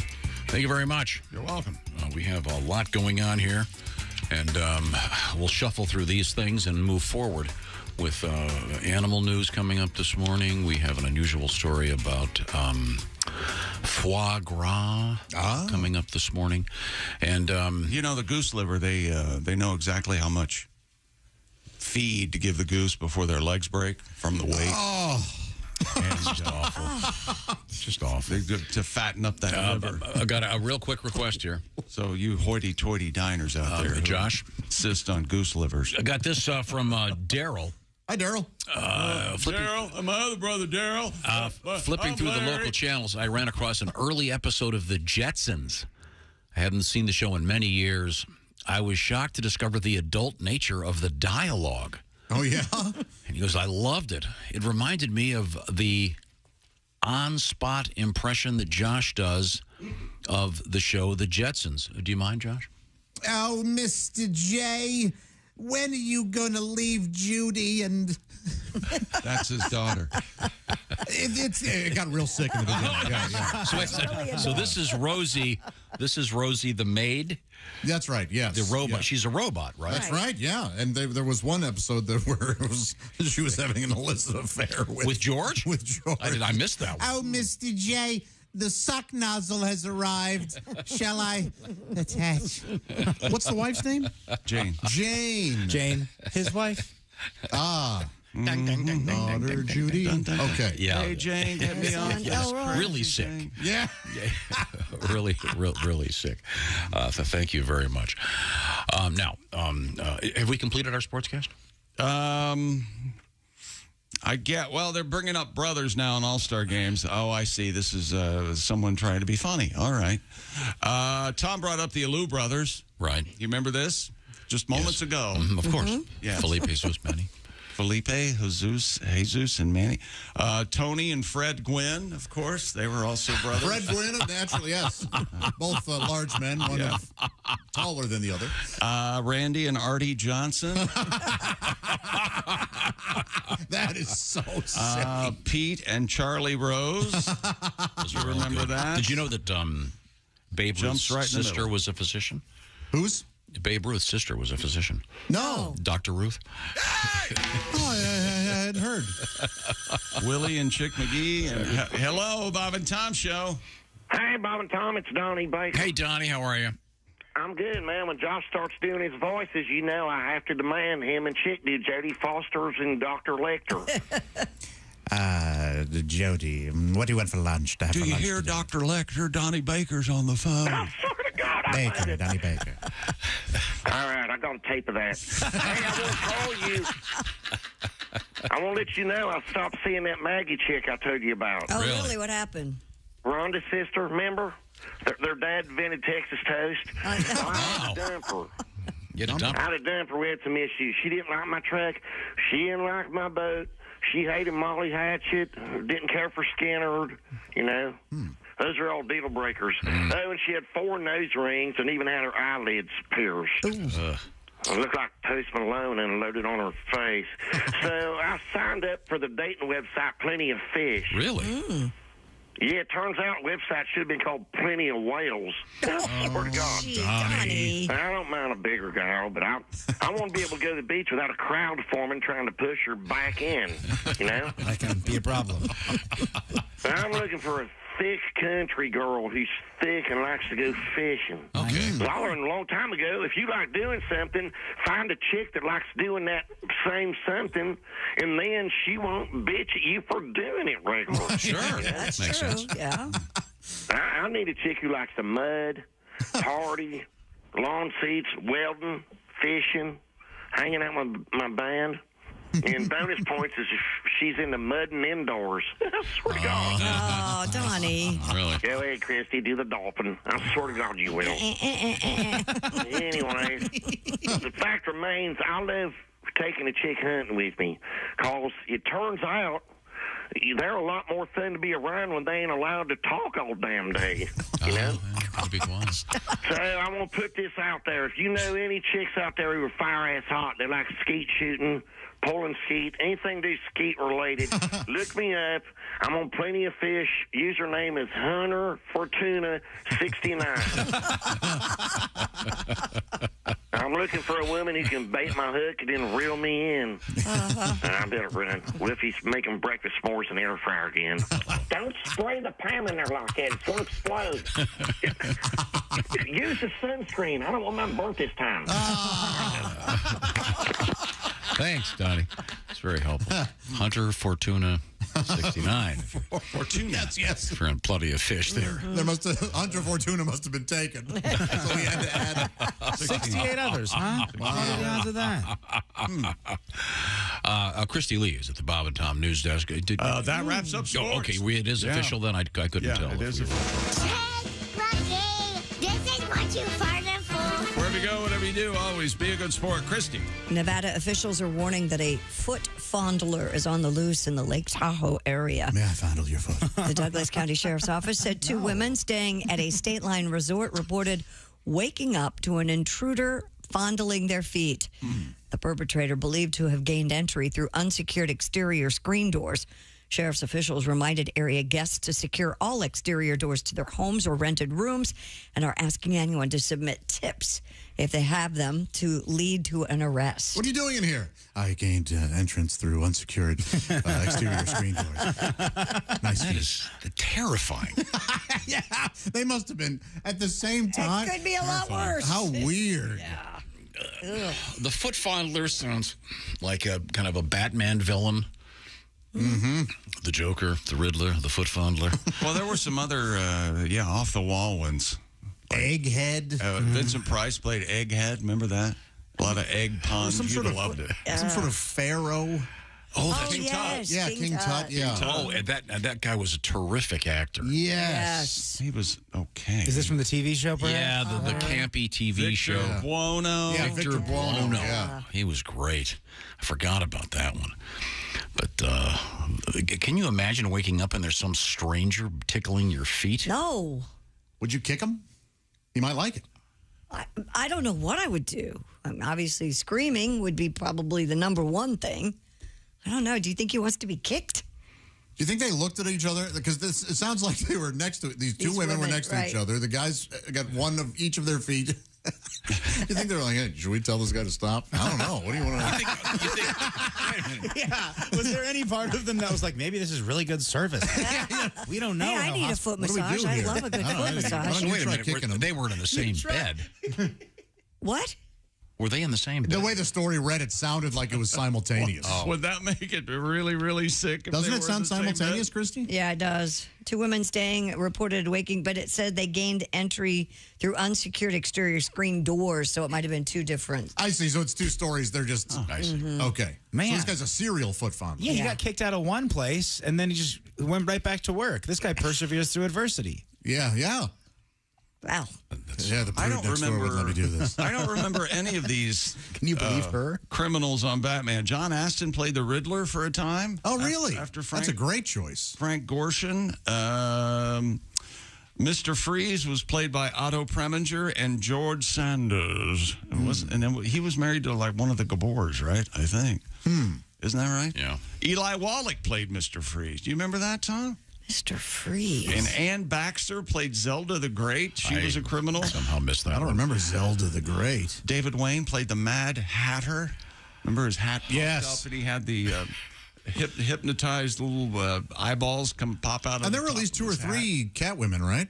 Yeah, Julie Newmar, Eartha Kitt, and that's all they have here. All hot, but that Julie Newmar was... She was beautiful. But they didn't have the foot fondler.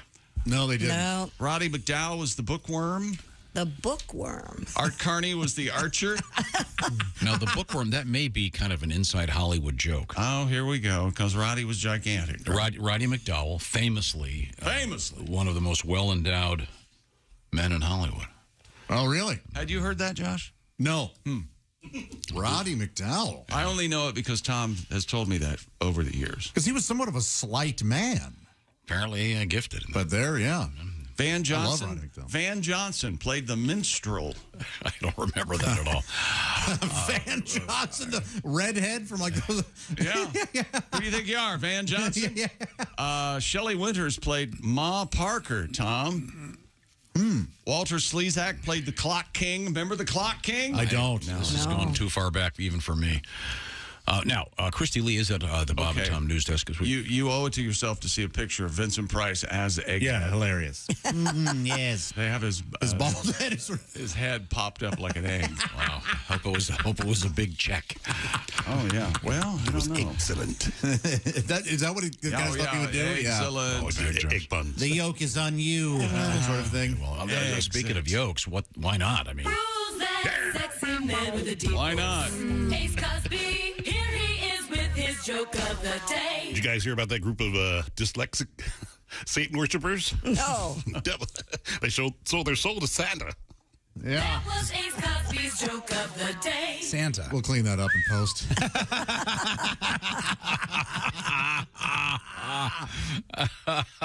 Thank you very much, Jason. Your thoughts, Tom? I enjoyed that joke very much. Is that right? Yeah, I certainly did.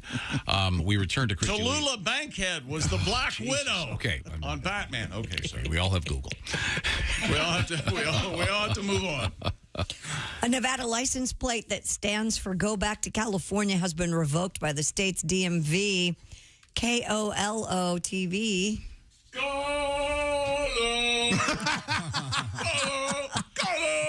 Reports the plate, which reads... You know who used to anchor for Colo? Who? Bol. Bol.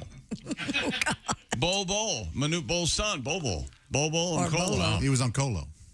90 minutes ago. Don't you dare. The license plate, if you need a pencil. Yeah, I'll take a pencil. Do you understand my frustration? I thought it was something we enjoyed earlier. I thought it was something. We went all morning on Rondo. Yeah. But you don't want to do anything with Bol. Okay. Fine. GOBK2CA. Go back to California. Yeah. That's okay. It was recalled by the State Department of Motor Vehicles after it received a complaint. A section of the Nevada Administrative Code applied to the recall prohibits defamatory references to a person or group. The vehicle owners appealing the recall and will have a hearing this week.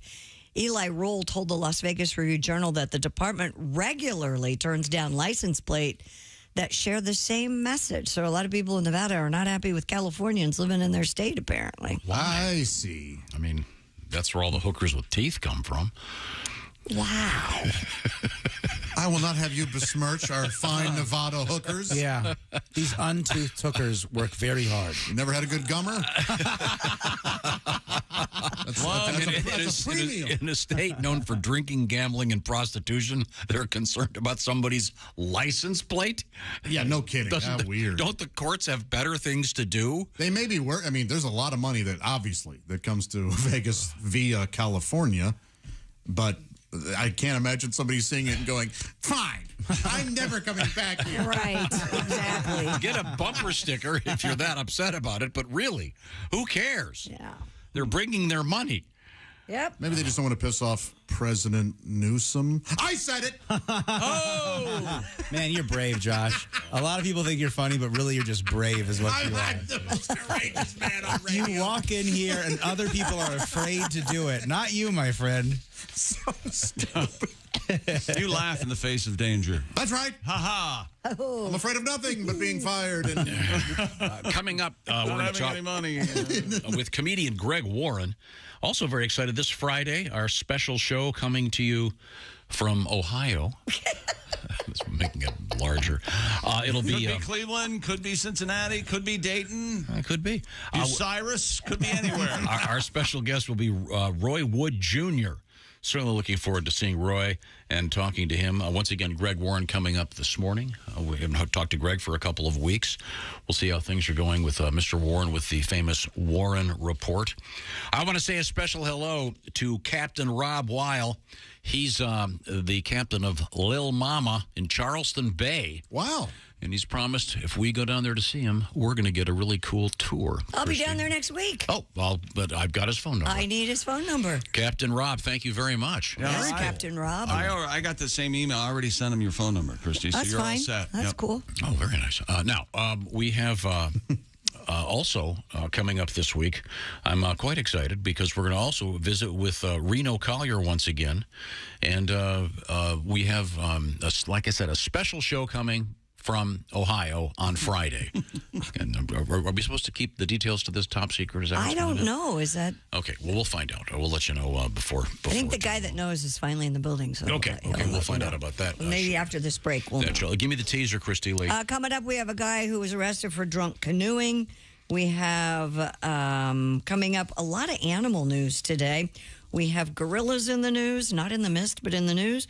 We have birds who may divorce. Oh, We have spider mites that strip off their skin to have sex, and a missing pet wallaby. Is a wallaby like what is that? Like a baby kangaroo. Huh. A smaller version of the kangaroo? Yes, yeah. Okay, and you can have them as pets. Good to know. Well, I'm Also, sure it's very That was the favorite animal of Gomer Pyle, wasn't it? The wallaby? Wallaby.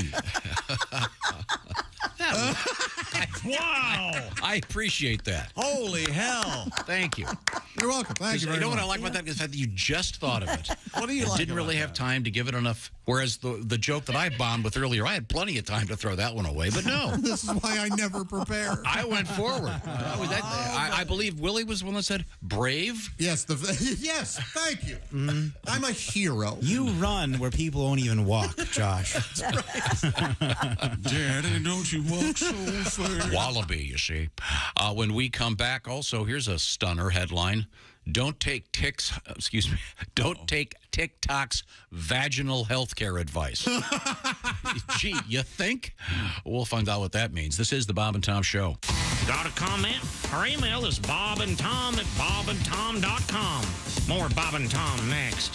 State law.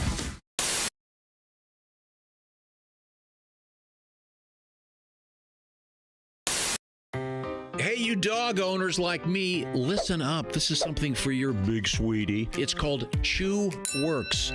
Their whole purpose is to provide a safer and healthier way for your dogs to chew. Has your dog ever scarfed down one of those chew sticks without really chewing? Chew Works has a Hold a Chew, which is a very durable, chewable bone made of nylon polymer, and it also features a slot, which will prevent choking and GI blockage. When dogs can't properly hold the chew stick between their paws anymore, they tend to just swallow it. Yeah. With the Hold a Chew, your big sweetie won't be able to swallow the treat till it's been slobbered down to a safer size. Available in 3 sizes, mini, junior, and large. Extra large coming soon. My dog Leo took to it so quickly, he absolutely enjoyed the heck out of it. Chew Works rolled chew sticks are made of 100% collagen.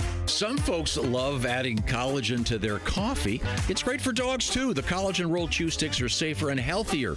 Chew Works collagen rolls are rawhide-free, digestible, and provide joint support and provide for a healthy skin and coat. And they're made with 100% beef hide collagen, and they're made right here in the USA with no chemicals or preservatives. Cows right out of the Midwest. Check out chewworks.com today, and your dogs are going to love you for it. It's for the chewing enthusiast in your life. Chewworks.com. Now, Rodney's got a record out there on Capitol Records. Yes. Can't miss it. It's called Morning Wood. Morning We're Wood. just kind of sticking with the theme. It's Hanging with Rodney, Morning Wood, and then Nutsack. Just kind of working our way down the trilogy. It dawned on me this morning how Yep. I've made a living for 13 years talking about everything underneath my belt. Yep. Mm-hmm. And, hey, what the hell? I'm glad you said hell. Yeah. I apologize. That's all right. Rodney, we got plenty of time. Do you want to work another one in here? Yeah, here's one right here. This one's called, I think, you guys, is that the one we're talking about? Okay. You guys want to play the intro? I don't want to. They get a little irritated when I don't let them play the intro. They don't really like the way I do it. Let's just go right to the words. Go ahead.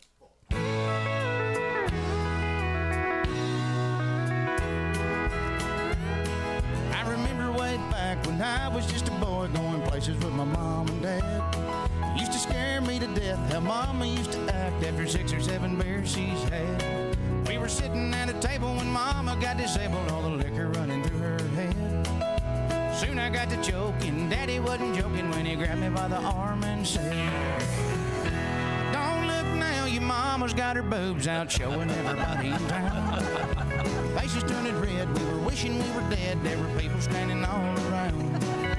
Mama gets to drinking, there ain't much thinking, there's nothing anybody can do. Just to hope and pray there never comes a day when my mama's out of drinking with you.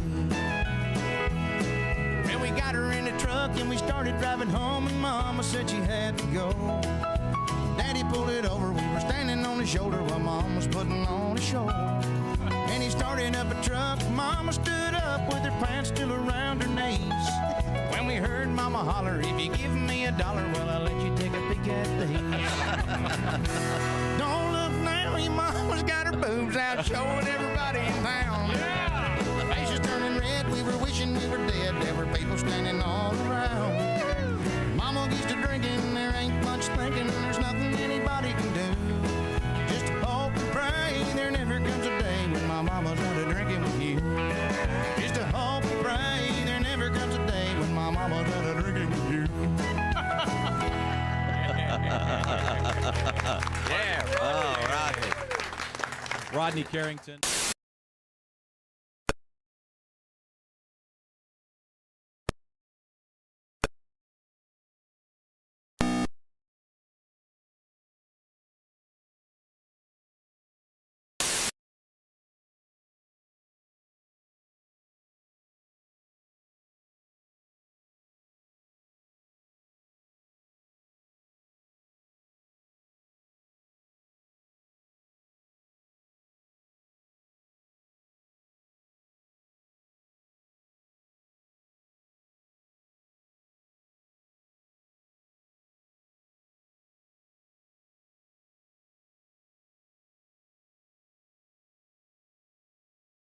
I think with religion in Ireland, because the church is kind of on the way out now at the moment, and people are just trying to decide what's going on. I think people have I think any kind of inquiry about Jesus is interesting. You know, because I think we have a Jesus in our heads, and then there's the Jesus of actuality. You know, and I think the Jesus of actuality, if you think about him and think about what he might have looked like, given how long ago it was, and part of the world where he was from, and the average height of men in those days.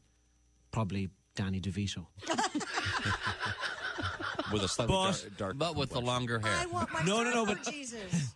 He's not the Jesus you have in your mind. A surfer He's different. Jesus. He's about 6 foot. Jesus. He's like a BG Jesus. Yeah. which is where the phrase "bejesus" came out of. There you go. I had no idea. This is good to know. I didn't know. So what? Jesus. You scared the bejesus out of someone? Makes sense to me. Yeah. Oh God! Yeah. I think the fetching the towel deserves a thank you. The one guy called in that. Yeah, Tossing the towel to you. that deserves a thank you. Thanks, buddy. Yeah, but you don't want to do a thing where you come out with a hand towel and you go, oh, wait a minute, you probably want this one, and then you throw the big wet towel. No, you don't. Implying what's something you were talking about earlier? Stadium beers. Your money shot you were saying was. It's like 24 ounces. So I don't know if this is with age, but I don't really have what you'd call a money shot. Mine just kind of quietly leaves the party. It's more of a will you take a check shot? Kind of just slip out the side door. Kind of moseys out. That's my favorite joke of the year. Just kind of quietly leaves the party. Okay. Wow. Yeah. Hello. You're listening to Bob and Tom 24/7. Hey, welcome back to the Bob and Tom Show. Christy Lee at the news desk. Hey. There's Josh Arnold. Hi there. Ace Cosby's here. Hey. There's Willie Griswold. Yo. I'm Chick McGee, and here's Tom Griswold. Hello, Tom. You never know what's going to make somebody happy. You sure don't, but try to make somebody happy today. Yeah. Try and make somebody happy. We've had many attempts at jokes this morning that have failed. I think I led the charge. I even announced before the joke that it was not going to work. Yeah, you did. So I was right about that. Called your shot. But thank you. It's like calling a strikeout. Calling a home run, actually. Right, yeah. Supposed to do. Hey, I'm going to strike out for you, kid. Well, I'm keeping it a baseball analogy because I was referencing the All-Star break. Yes. And Major League Baseball. Christy, do you remember the names of You're very excited about it. Why do I have to remember the Aloo brothers? Jesus. Right. Do you think it's bold to name your kid Jesus? That's a lot to live up to. Maddie. Is that correct? Yes. Mm-hmm. And Philippe? Very good. Wow. Very good. My short-term memory's not that good. I'm impressed with myself. We learned that they had a couple of other brothers, including... Please stop. Bob Aloo. Man, how was that a hit? Was there less music then? Yes. Must have been. The Beatles had Most people were fighting World War II. Mary writes, I was having a lousy Monday morning until you played Bob Aloo by Desi Arnaz. Are you kidding? Yes, Mary, it's the dumbest joke I've done this year, probably, but why not? Or there's also Skip and Skip Boog. to Maloo. Boogaloo. Oh, that's a good one. That's a good one. Thank you very much. Remember that Ringo Starr song, Back Off, Boogaloo? Oh, yeah. Happy birthday, Ringo. Just turned 83. Well, it was last week. We can still celebrate. Peace and love, peace and love. He does that peace and love concert in And he urges everyone to say peace and love on his birthday, wherever you are. We have another set of words that people use when they can't think of the right word. You had a good example of one this morning. Here's a good one. I used the phrase loft bed with a bed underneath, you know. The bunk bed. The bunk bed. Yeah. How about this one? A loft bed with a bottle. How about this one? This guy used the phrase a food ATM. Oh, right. Yeah. Vending machine. Vending machine. Yeah, we did these. A shrinkle. Shrinkle? Like I said, I was trying to remember the word shrivel. A shrinkle. Here's a good one. You know, the pet Hoover. The Roomba? The Roomba. Huh. Yeah, It is kind of like a pet. The robot vacuum cleaner, going around. The wheelchairs for babies. Stroller. Strollers. The stroller, of course. The driveway. The garage road. But like that one. Lawn leftovers. Grass clippings? Yes, grass clippings. Very good, very good. The windmill exit. I love this one. Revolving door. The revolving door. Hate those. The windmill. You hate. We need to have a comprehensive list of things you hate. How do you hate a revolving door? We can't. We don't have the paper. They're tricky. You don't know when to go. I'm afraid I'm going to get my arm guillotined off. You hate. Do two people go at once? You hate laptops. I just don't use one. I don't need one. The run thingy. Treadmill. Treadmill. Very good. Very good. The bowl on a stick. A spoon. These are all things that people have I thought used. that would be the church when you're asked for a tithe or an offering. Oh, yeah, they put the bowl on a stick. The basket on those long poles. Reach it down there, and then if somebody doesn't give, you kind of shake it in front of them. You ever do that? They don't do that. Yeah, you shake. I know what you make, Bill. Jesus is crying. Get it up. That is a really specific tool. Yes. The basket on a stick? I bet it has a name, too, that's awesome. They quit doing that at our church. They just pass an actual basket. That's how it always was. I'm not Catholic, but that's how it always was in my church growing up. They passed the basket. Right. They do that now. There's a magazine for I wanted to take it. Church employees, and there's a website that you can look at for this week's sermon. Yeah. Really? Sermons from the past. Oh, you sure. can go and I was talking to a friend of mine. Sermons that worked for me. I was talking to a friend of mine who was a man of the cloth, and there are sermon thieves out there. Oh, I bet. Hacks. I like the guy who does the sermon without looking at. He comes out from behind. Me too. Doesn't read anything. Tells you all about Jesus, like he knows. Or whatever. Whatever God he's interested in. God, Jesus, whatever. What about a guy who walks out and he has note cards and he goes, you know what, guys, I had a whole sermon today, but I think I'm going to speak from the heart. He rips it up in front of everybody. Oh. That's a cool pastor. He's smoking a cigarette outside afterwards. I just wouldn't buy it at all. would you?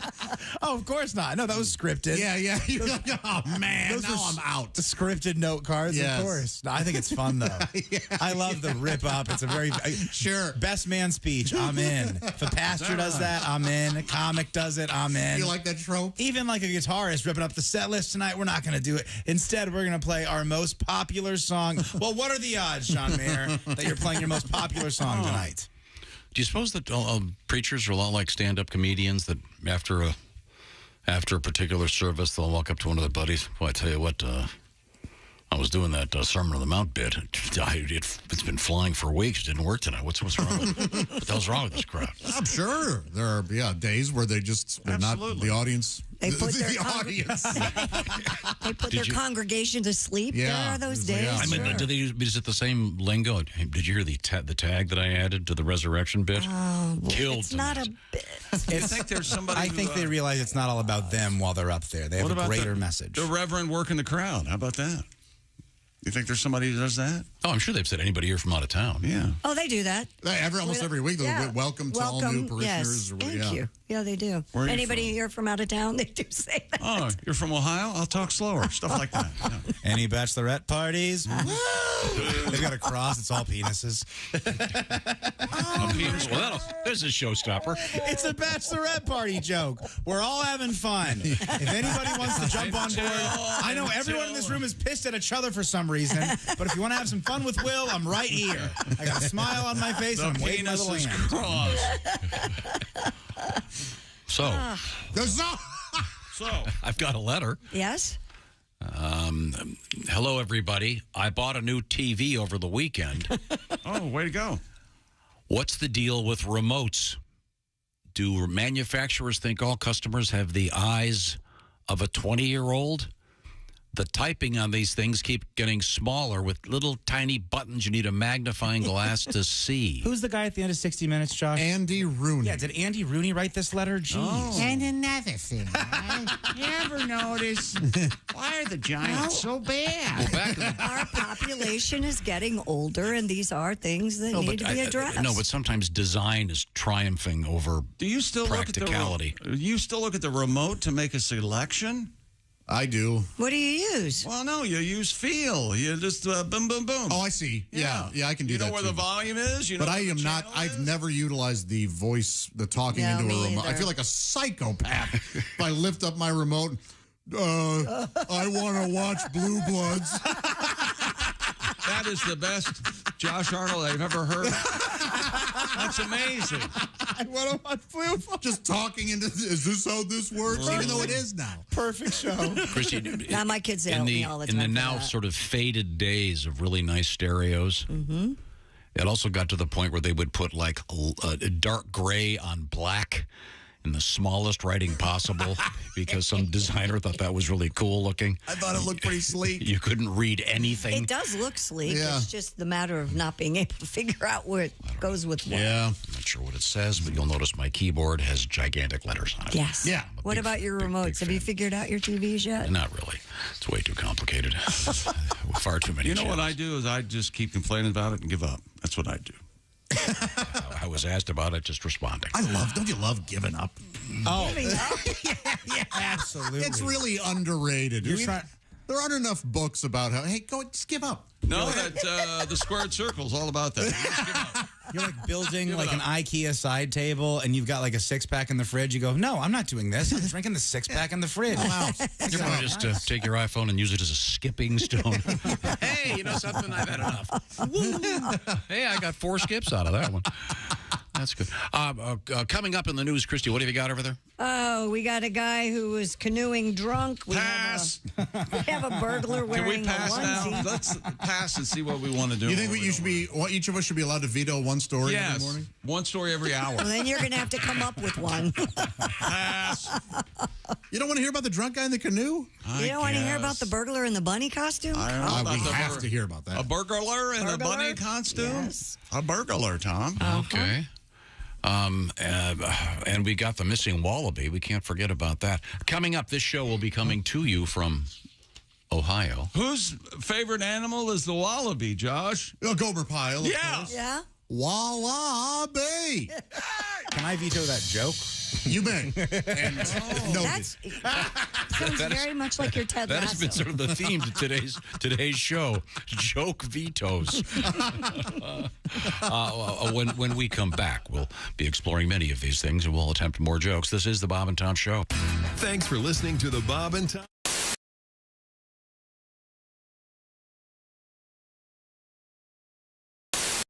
Yes. What do you well, got you know, over there? I tell you, it's here's the thing. It turns out these big old studios and streaming services have decided they don't want to pay their people that have made them so much money. Oh boy, here comes the And whining. so, shut your mouth. You shut your dirty mouth. One of these days, you might write a screenplay. We're doing this for you. But anyway, we've had it, and we're not going to take it anymore because, I mean, otherwise, what are you guys going to do when you get off work? What do? You go home and you stream all this stuff, right? So you can see us beautiful actors and writers. That's right. But they ain't going to be around until we get a fair deal. So Dino and I wrote a song about it. Want to hear it? Here you go. All right.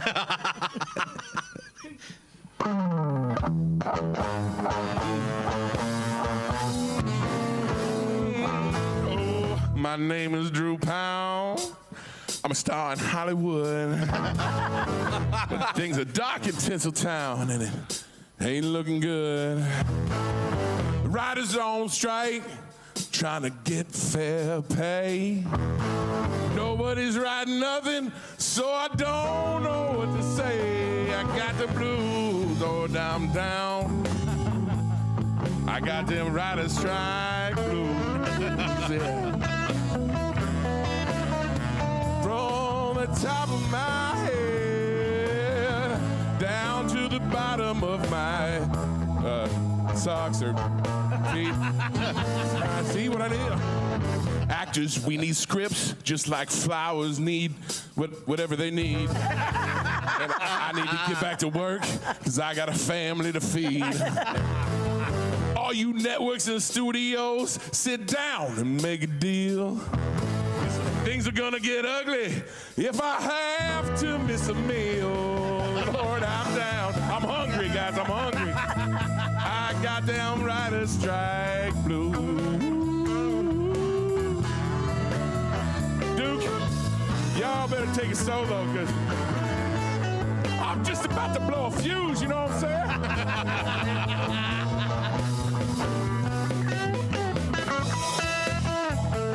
You know, I think it's time for Netflix chill.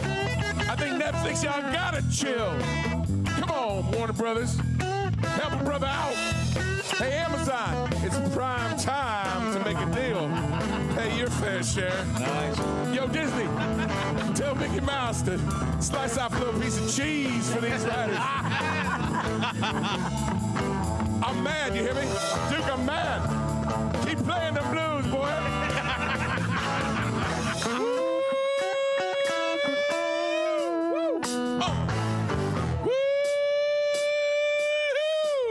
I'm so mad, I'm screaming. All right, here we go. We're going to bring it home now. You ready? But I'm down.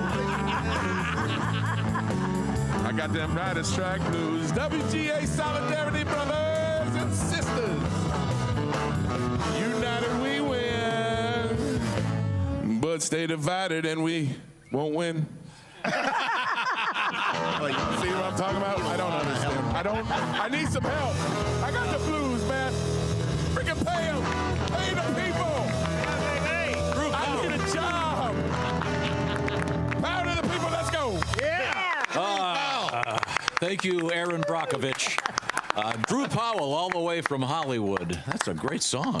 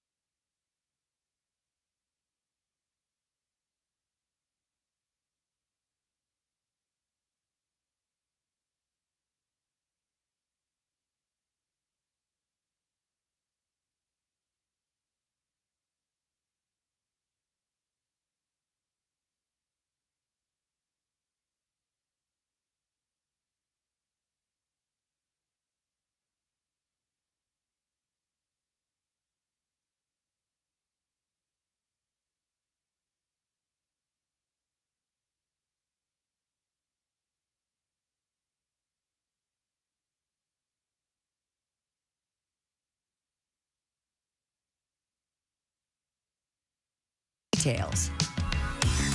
Hey, welcome back to the Bob and Tom Show. Christy Lee at the news desk. Hello. There's Josh Arnold. Hi there. Ace Cosby's here. Hey.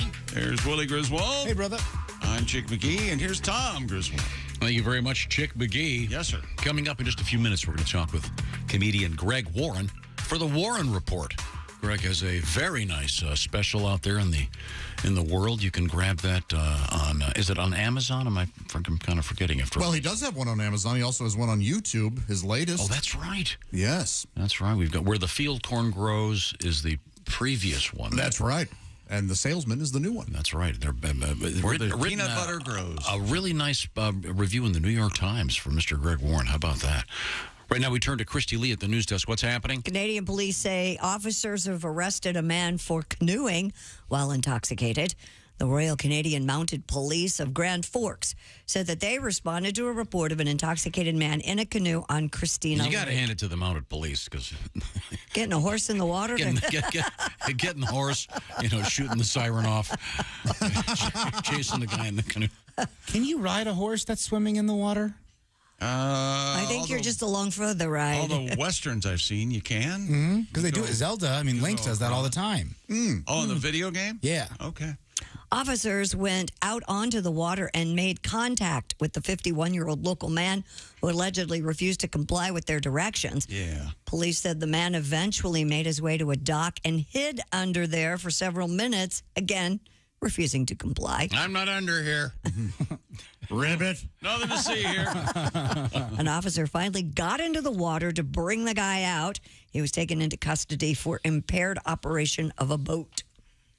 So I didn't realize that could be done. I would assume for a motorboat, but I guess There's a chance they arrested him because he was not cooperating. If he had just gone, hey, I'm wasted in this canoe, they may have gone, hey, look, buddy, why don't you be safe?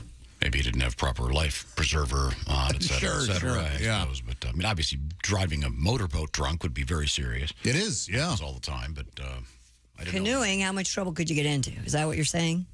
Kinda. Yeah, but I guess the more I think about it, I guess there's a lot of dumb things you could do, like drown. Yeah. Right. You get bitten by a snake or something, or they call it a DUII, by the way. Maybe an I. Aye, Captain. Oh, okay. Is that where you're getting that from? That's our theme today. Okay. Remember? What did you forget? Got more Tomisms out here. Okay. Brandon writes, my wife had a Tomism. She asked me where the fuel tank refill container was. You mean the gas can? And then I love this one. I showed up at my elderly mother's house to do some chores. The first thing she said was, take the garbage to the trash house. Oh. What? The dumpster? I think so, yeah, the trash house. Dear Bob and Tom Show, on the way to the dentist, I was approaching an intersection that I hadn't been through lately. I said to myself, oh, this looks like one of those loop-de-loops. It's a roundabout. Sure. And my brother came over and asked if I'd cut the grass earlier. I replied yes. And he said, oh, I thought it looked thinner. Thinner. No? Okay, all right. Christy, what else happening at the news desk, please? Police are hunting a thief seen stealing from a laundromat in a bunny costume. Video footage from the Winners Wash laundromat in Quincy, Illinois. Winners Wash. Winners Wash, yes. Shows the thief. Actually, winners have their own washing machine. No, that's how you know. That's one of the... It's hard out there. A lot of people renting. know. One laundromat, Hollywood laundromat. Oh, yeah? Is George Clooney here? I don't think they're going to go with Losers Wash. That would be bad. This is weird. One time my friend saw the actor Steve Zahn. Is that the guy? He saw him at a laundromat one time. It's a little anecdotal thing there. Not sure it's helping I'd love anything. to see Steve Zahn out How in the nice wild. would that be? Yeah. After washing I love that guy. I do too. Sometimes you need a big washing machine. Oh, I know. I love the laundromat. I think it's fun. Yeah. I think it's fun. It's not bad. Good. Christy, you see, I like the laundry. I just like to make fun of poor people, is what I was doing. You can do all your laundry in sure. One setting? Yeah, all at the same. What do you do if you're at the laundromat and you need to use the dryer? You go to the only open dryer and there's someone's wet clothes in it. You look around. Wet clothes? Oh man, I leave it. You're dry. You don't take them out and stack them on the table and no. No, if they were dry, I would do that. I would. You know what I do? I'd take them out. I'll put a couple quarters in and let them dry. That's what I do. Oh, that's Start it nice. again. Who believes that? Anybody? Josh, are you going to fold them a little bit? Are you going to be nice? Or are you just going to even lay the T-shirts out maybe for them? Or just throw it in? Yeah, I'd lay them out. Is that right? I've done that. Yeah, it was when I was in college, and that would happen all the time. And what percentage of the panties do you keep and take home? 80%. 80%. Yeah, yeah, seems high, but well, I got to make money. Video footage shows the thief in a full bunny suit going through drawers and placing items in a backpack. That's odd. He should have dressed like a white bear. They would have thought he was just a Snuggles guy. So he was stealing. Well, what's he stealing? Wait a minute. Oh, sorry, Snuggles, you're fine. What's he stealing from a laundromat? And where are drawers in a laundromat? Well, you have your drawers, your socks, your T-shirts. Oh, those drawers. Okay. The streak continues. Underwear drawers, right? A lot of people call them The drawers. local police. Probably a drug guy. Why is that? Why is that, Tom? He's dressed in a bunny suit. He's all hopped up. Okay. No. You are absolutely on a roll today. That's all there is to it. That's been our theme all day. Holy heck. The local police department has launched an appeal to the public to help identify the thief. They refer to him as a furry felon. They actually went up to him at one It could be point. her. Oh, said, yeah, we're looking for a guy in a giant bunny suit. And he goes, giant bunny suit, huh? Does he have tall ears like this? Yeah. Does he have a fluffy tail like this? Yeah. Is he holding the carrot like this? Haven't seen him. I want to do that one day. I've always wanted a gorilla suit, just a good one. Yeah. Walk around in a gorilla suit, not say anything. Just go somewhere like a big like a parade for a championship or something. Go to the zoo and go on that. Well, I was made love to. Apparently, it's rutting season for the gorillas. You want me raped? Don't you? No, really how terrifying would it be if you're at the zoo all of a sudden you see a gorilla come around the corner? They're quite scary. Very terrifying. We have gorillas in the news. We sure do. The Toronto Zoo is asking visitors to stop showing smartphone videos to their zoo gorillas. Signs posted around the gorilla enclosure remind guests not to show videos or photos to primates, as some content can be upsetting and affect their relationships and behavior within their family. That's right, because they don't know that there is an outside world. This is all, what they know is all we tell them. Holly Ross, behavioral husbandry supervisor at the zoo, I bet she's a ball breaker. told CP24. CP24. Chris Paul has a TV station? What the hell's that all about? We just want the gorillas to be able to be gorillas. And when our guests come to the zoo, we want them to be able to see gorillas in a very natural state and what they would be doing naturally to sort of connect with them on that level. Now, sorry, kids. Bobo can't come out today. He's addicted to porn. One of the gorillas named You don't want him out here, trust me. Don't they actually show animal porn to certain... Oh, yeah, pandas, right? Pandas. Yeah, they're trying to get them to procreate in captivity. Dude. Do they do that? Do they do that for... chimps and stuff? Nasser's become enthralled with video visitors are showing him, apparently, and the zoo's website describes Nasser as the epitome of a teenager who is fascinated by videos and screen time, would dominate his life if he had the choice. Really? Yeah. What does that tell you? Yeah, exactly. They're a lot like us. Yeah. And remember, I had that tour of the zoo, and the orangutans, they have a TV in there. Yep. And they love to watch the TV show Alf. I'm totally serious. You know what I found out about those? Sometimes they'll have, like, at the zoo, they'll have a big party and they'll have a band. They cannot have the band close to the orangutans. It has a heavy bass to it because it affects them. They don't care for that at all. Well, I think we all know that. If you've ever been to a concert, bass solo clears the place. Very, very bad. Yeah. That means drum solo next, so let's go get a beer. I was a little shocked by that. Okay, thank you very much. If you were, even if you were an orang, listening to this show. Even orangutan could tell the Raycon earbuds are the best. That's right. I love my Raycons. Had them on this weekend, a whole bunch. Oh, fan mail. Here we go from Andy. This is Andy S., not Christie's Andy. I recently purchased some Raycon earbuds. What a fantastic buy! Exclamation points. Thanks for the info. Greatly appreciated. Well, you're welcome, Andy. Raycon's mission, by the way, to refresh your memory, prove that you shouldn't have to pay an arm and a leg for quality sound and essential smart tech listening features. With Raycon, you get a pair and a spare if you want, and you'll still pay less than you would for some of those other big-name tech brands out there. Raycon knows that nowadays you have to keep an eye on the bottom line. That's why Raycon offers buy now, pay later options, an easy and free return guarantee, free domestic shipping, and flat fee international shipping, and over 50,000 five-star reviews. And Raycons, of course, have 8 hours of playback time, seamless Bluetooth syncing, crystal clear call quality, and water and sweat resistant. So go to buyraycon.com/Tom today and get 15% off the already low price of your Raycons. That's buyraycon.com/Tom. 15% off your Raycon purchase. That's buyraycon.com/Tom. Coming up, comedian Greg Warren will be joining us with The Warren Report. This is the Bob and Tom Show. Essential morning radio. All day and all night.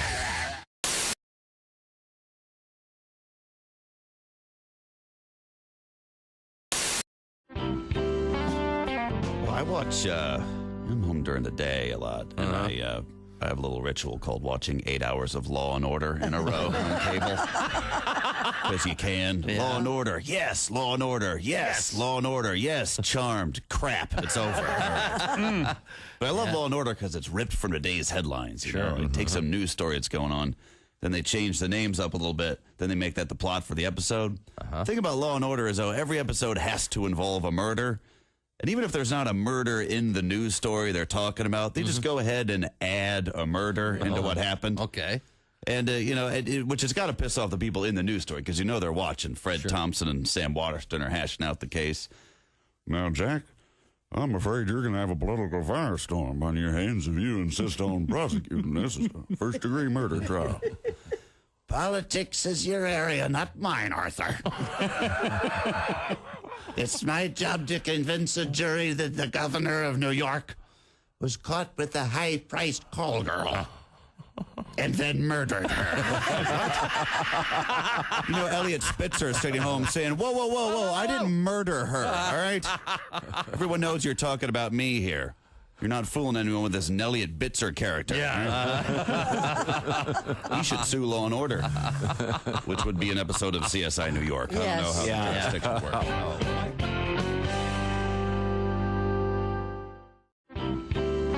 One of the things I like about you is you don't necessarily lower your sights when it comes to some of the things you do. You're willing to go out on a limb. Oh, I have no sights. You're willing to go out blind. You're willing to go out on a limb and do an impression that perhaps most people aren't going to pick up on. I'm fearless, and I respect you for that. Thank you. Especially when there's a high quality to the message, and of course, I'm referring to Gregory Peck. Oh, yes. Now, Gregory Peck, Gregory Peck, not familiar to everybody necessarily, a brilliant actor. Not everyone knows who he is. That's right. But if there was a period of time in which he was a big leading man. Mm-hmm. He was one of the biggest stars in Hollywood. And he was in something you don't see much anymore unless you look hard, and that is what I would call an important movie. Yeah. There are a lot of great movies out there, usually The Omen, independent movies. No, Boys from Brazil. To Kill a Mockingbird. Yeah, I don't mean the... Okay. But you know what I'm saying. There are a lot of great movies out there these days, but they tend to you got to look for them. A lot of the stuff that gets a lot of publicity is just a bunch of crap with a bunch of crashes and the same old junk. But... To Kill a Mockingbird was a great film. One of the great films of all time. And, yes. and you do one of the few tributes to it. Well, yeah, it's a great movie. You learn a lot about tolerance and diversity from it and stuff. But it was made in like 1960 or whatever, and America's changed a lot since then. There's a lot of groups in this country, not even just racial or ethnic groups, groups of people who define themselves a certain way. And a new one pops up every week. We're like, all right, we're weird, but you better like us or you're a jerk. Like, all right, we'll write you down on the list. Yeah. If they made To Kill a Mockingbird now, it'd be like 10 hours long to cover all these different groups. How true. Atticus Finch would be out there telling his little daughter, Now, Scout, remember how I told you that black folks are just the same as we are, but to treat them with respect. Well, the same goes for these Shiite fundamentalists who just moved in across the streets. They just believe different things than we do. So if you see them out there stoning one of their women to death for sneezing on Wednesday, you pay them no mind. Nobody likes a nosy Nelly. And in this house over here live coprophiliacs. Those are people who derive sexual pleasure from human feces. Now, just because they're unrepentant dump truckers and we're not doesn't mean that we are somehow better than they are. They work hard like all Americans to put food on their table so they can eat it and poop it out and have sex. I don't know how it works. I don't want to know how it works. You just have to be tolerant. No Oscars for that movie. No. Mike McRae. How about that?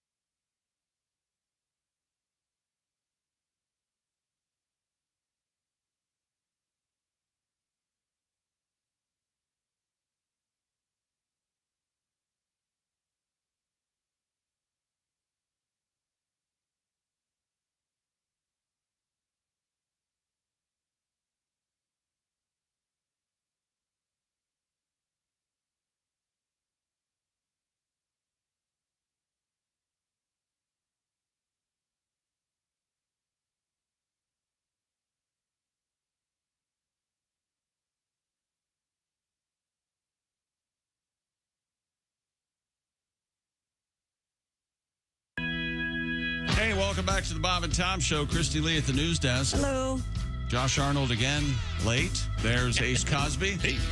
There's Willie Griswold. What is up? That's right. The days of me filling in for him and covering for him are over. Wow. I'm Chick, and here's Tom. Maybe he's having a stomach issue. Well, he better be. He better be near death to miss an open like this. He wasn't in the green room. Well, the door was locked when I tried to go to the bathroom. Yeah, Tom and I were... I saw him go in.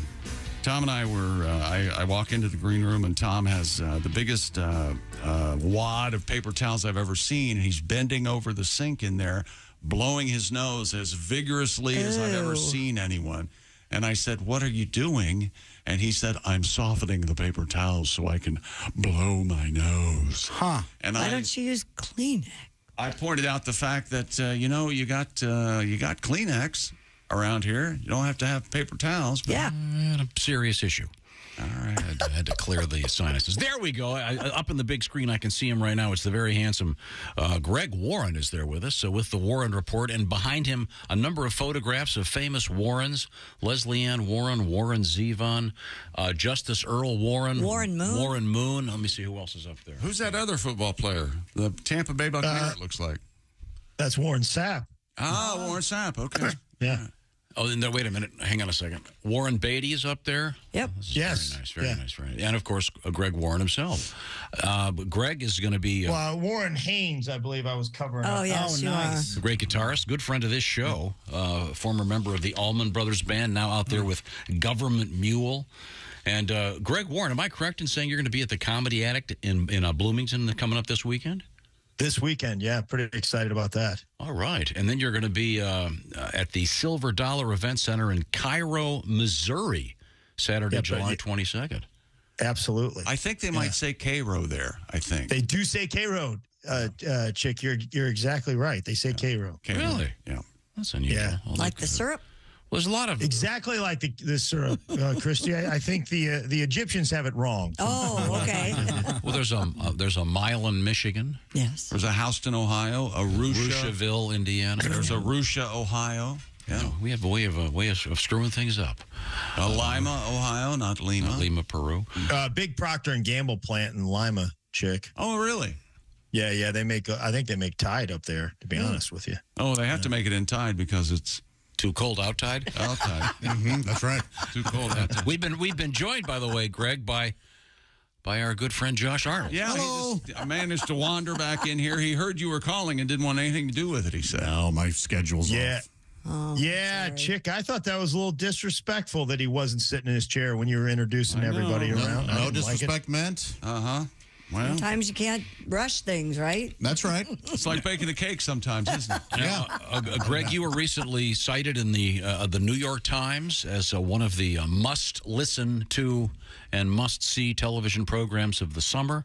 It's The Salesman, starring you, Greg Warren, a great stand-up comedy piece that is available on YouTube. But isn't the first line in that article, arguably in a down comedic year? And then they go on with Greg's glowing Well, Chick, I don't think that diminishes it at all. Do you? It was in the column damning with faint praise. Doesn't matter what I think, Greg. No, that's great, Greg. Congratulations. I think that's super cool that you were cited in that article. That's really nice. Thanks, Tom. And I highly recommend it. Also, the previous special, I always get it wrong. I was going to say where the sweet corn grows. That's not what it is. Close. Where the field corn close as you've grows. ever been. Yeah. Where the field corn grows. And do we have any good sweet corn yet? I have yet to encounter any. Really? I've had some good tomatoes. Well, I've had some good corn. You have? Yes. Really? Okay. All right. Well, we'll wait. We'll wait. I get some good corn at Green Giant frozen corn in the bags. Boy, yeah, that's always good. Isn't it? That's good stuff. Yeah. Gotta get it. You know, that sweet corn, you could just go out there in the field and pick it and eat it right off the husk. Good. It's really good. Yeah. Really? And Greg, what percentage of what percentage of the corn that we see driving around is sweet corn? That would be 100. No, 0. Oh, it's the other way. All right. Field corn. Yeah, it's all field corn. It's all field corn. Because it's in the field, right?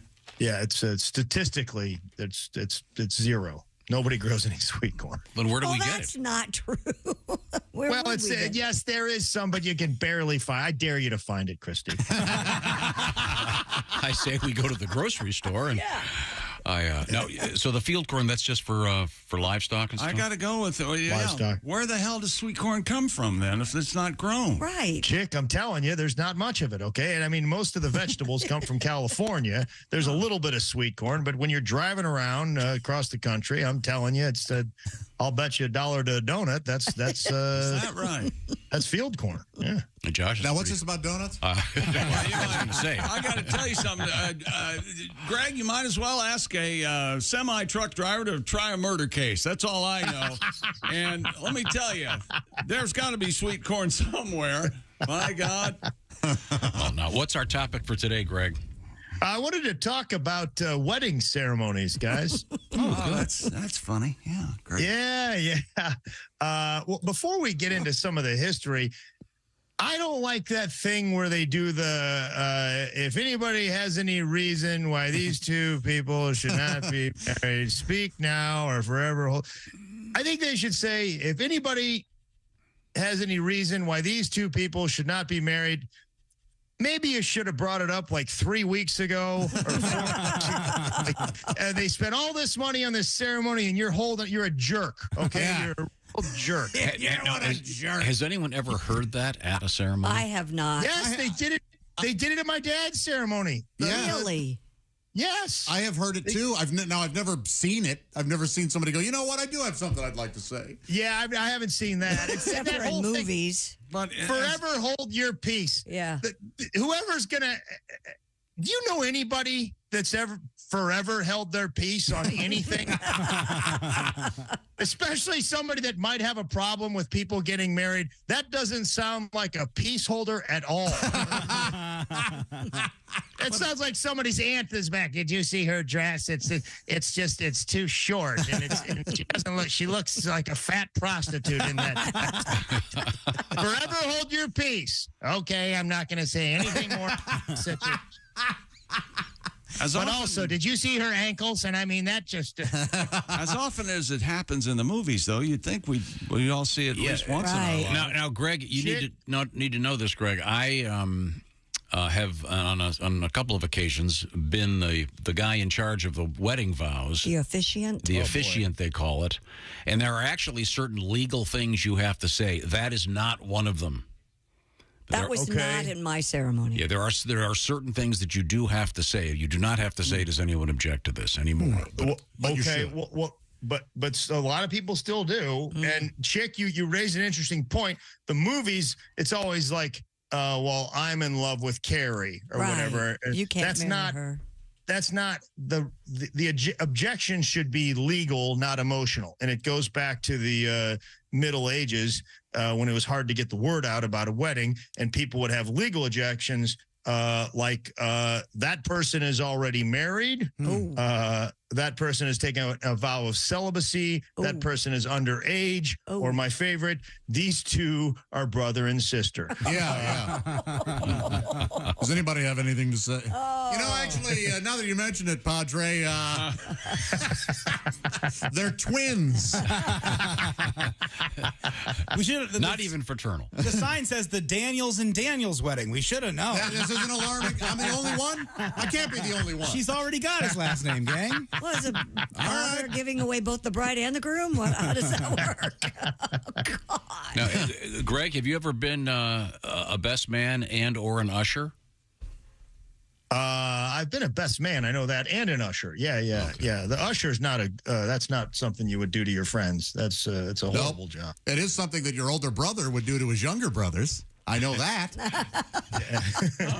There's not much to it, though. I mean, it's not that hard. There's more to it than you want to be. Than you want. Yeah. I wanted to show up to my brother's wedding and sit down and watch it. But weren't you an usher at a movie theater for years, training just for this? I was. So when people showed up at your brother's wedding, did you offer them popcorn?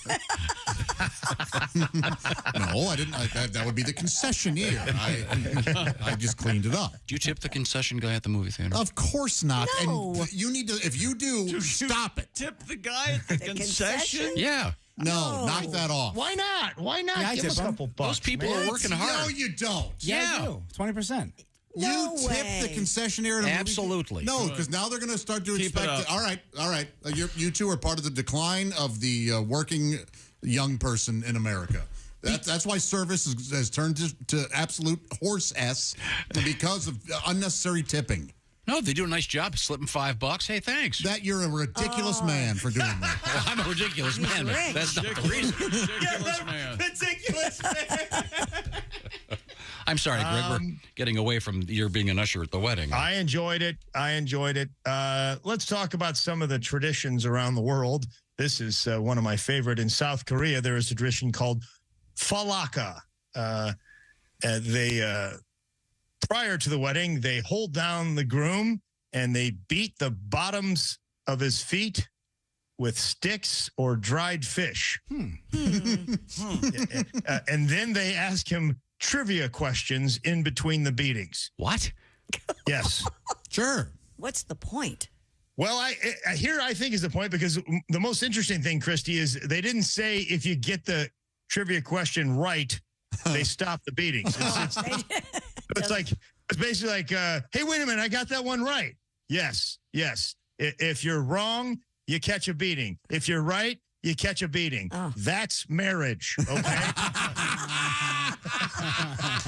Now shut up, or you're gonna get the stick next time instead of the fish. Tom, you know what who played Chunk in the Goonies? What were you I don't know that guy's name at all. Now, Greg, you know this. It's Jeff Cohen. Oh, that's right. Oh, you're going to get beaten. Yeah. Josh lived in South Korea for quite some time as an English teacher. Are you familiar with this tradition? No, but I sang at a Korean wedding. You did? My buddy and I sang a song, yeah. What'd you sing? I don't remember the name of it. Was it in Korean? No, it was in English, and it was trite and stupid, but it was... was it a pop song? It was like It wasn't Don't this, Stop but Believing? it was like a similar to that. What was that Butterfly Kisses song? That was It was similar to that in spirit. Why and, were you sentiment. being paid to go to this wedding? No, we were friends with the girl getting married. Oh, okay. And so the Korean teacher, and so we sang. She asked you to sing a song at her wedding. She did, yeah, because she loved our voices. Yeah, we Really? we would go to nori bongs or She loved karaoke your, rooms. and- She loved your voice. Yeah. She loved your voices. Oh, I have the pipes of an angel too. No, he was in show choir, weren't you, Josh? Absolutely, yeah. Yeah. Now, Greg, what other traditions are out there? Well, Mongolia, this is one of my favorite ones. Once, if you want to set a wedding date, you and your wife have to kill a baby chicken, and you have to hold the knife together when you're killing that baby chicken, and you have to find a healthy liver. And if you don't find the healthy liver, you have to kill another baby chicken until you find a healthy liver. This sort of teaches you that you can do anything together, basically. Wow. How's their space program? They have a guy in the moon in there in Mongolia, do they? Yeah, Mongolia. They do this, which I think Now the key is to not stab the baby chicken in the liver, because you're never going to find a healthy one if you keep doing that. That's a good question. I mean, that's an excellent point, Josh. Number 25 is, well, this one's got a knife wound in it. Ooh. Damn it. Who are all these alcoholic chickens with bad livers? I was wondering the same thing, Willie. The alcoholic baby chickens. What are they doing? I think, I guess it's, you learn to work with your spouse, where later on she's like, well, we killed that baby chicken together. We can get through this. Real quick, Greg Warren. My mother-in-law's moving in. Well, I don't want to. We killed the baby chicken together. We can handle this. I wish we would have killed your mother-in-law and had the baby chicken move in. What? No, I didn't say anything. Nothing. Now, Greg, are you pro chicken liver? Both Chick and I are big fans. Oh, no, I've never had that. Oh, it's delicious. I don't think I would do that. Oh, that's right. Yeah, because it's not broccoli or chicken breast. Well, no, I'm eating a little bit more liberally. Cooked by the sun. Yeah, we know. Well, coming up, we have foie gras in the news. Mm-hmm. Is that right? Oh, boy. Right? Foie? Is that the... Hey, foie. dummy. Thanks, Josh. What would you have said if it had been me? I heard it, and I was backing away. You didn't give me any time. It's Josh's fault now. But I appreciate it. Thank you. You heard the hey dummy, Greg, didn't you? I did hear that. Hey, you know what he's going to say when we go to commercials? Hey, I was just joking around. So that's right. Everything we do on the show is serious. Yeah, go ahead, Greg. Yeah, that's right, Greg. Go ahead. Everybody hates each other today. No, only Chick and I hate each other. You guys are all fine. No, I hate everybody. You're right. I love all of you. So, Greg, how about one more wedding tradition, please? Well, let's talk about... this all did seem to go downhill when Greg started talking. That's all I'm saying. This is on me, Chick. This is on me. This is on me, dummy. That's right. Queen Victoria was the first one to wear white as a bride. Oh. 1840. That's who you have to thank. Before that, women wore layers and layers of jewelry.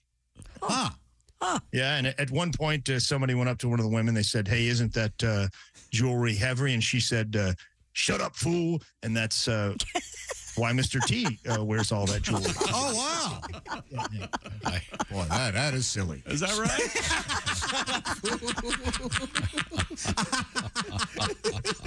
I pity the fool.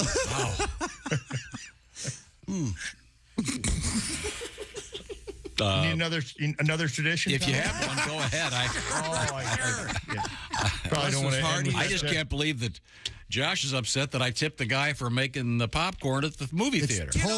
That's where it might have started. You got really upset about it. It's completely unacceptable. Why? They're working hard. Because when I was working in the movie theater, nobody gave me anything. So these kids have to come up. Actually, Greg, I was offered tips and I refused them.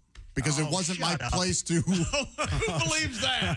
It wasn't my place to take them. I don't like money.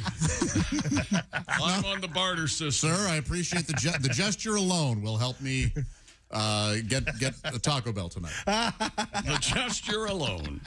In Kenya, yes, the dad blesses the wedding by spitting on the bride.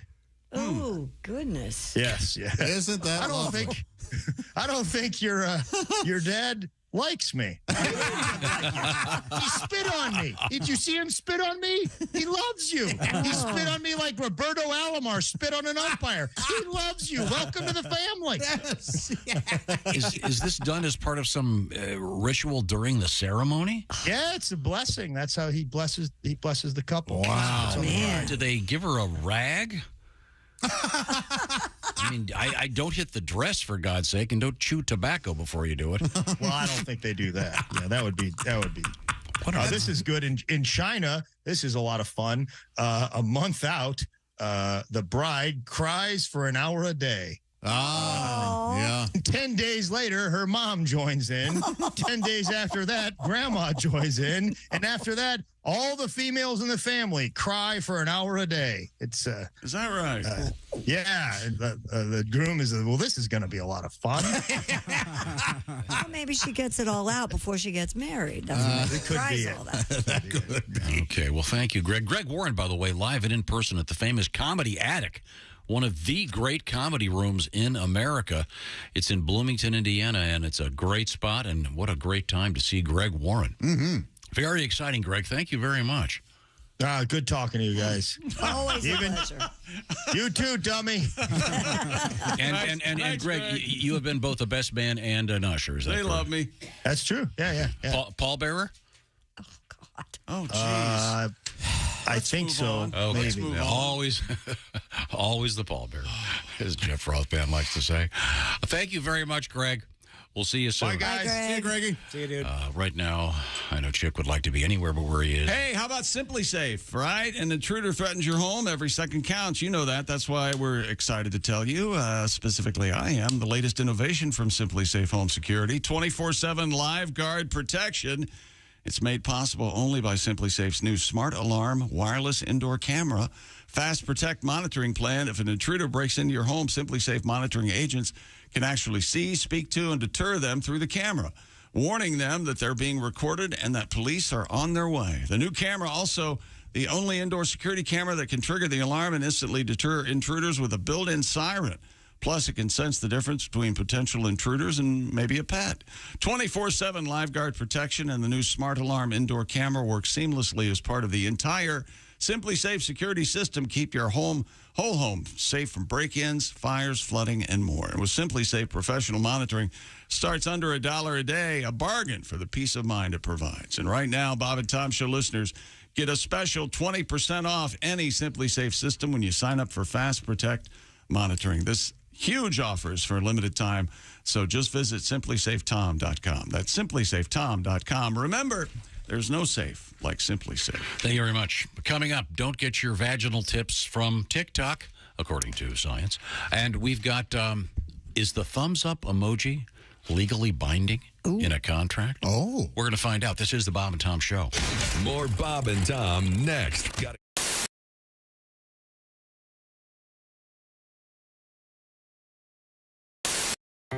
Hey, you dog owners like me, listen up. This is something for your big sweetie. It's called Chew Works. Their whole purpose is to provide a safer and healthier way for your dogs to chew. Has your dog ever scarfed down one of those chew sticks without really chewing? Chew Works has a Hold a Chew, which is a very durable, chewable bone made of nylon polymer, and it also features a slot, which will prevent choking and GI blockage. When dogs can't properly hold the chew stick between their paws anymore, they tend to just swallow it. Yeah. With the Hold a Chew, your big sweetie won't be able to swallow the treat till it's been slobbered down to a safer size. Available in 3 sizes, mini, junior, and large. Extra large coming soon. My dog Leo took to it so quickly, he absolutely enjoyed the heck out of it. Chew Works rolled chew sticks are made of 100% collagen. Some folks love adding collagen to their coffee. It's great for dogs, too. The collagen rolled chew sticks are safer and healthier. Chew Works collagen rolls are rawhide-free, digestible, and provide joint support and provide for a healthy skin and coat. And they're made with 100% beef hide collagen, and they're made right here in the USA with no chemicals or preservatives. Cows right out of the Midwest. Check out chewworks.com today, and your dogs are going to love you for it. It's for the chewing enthusiast in your life. Chewworks.com.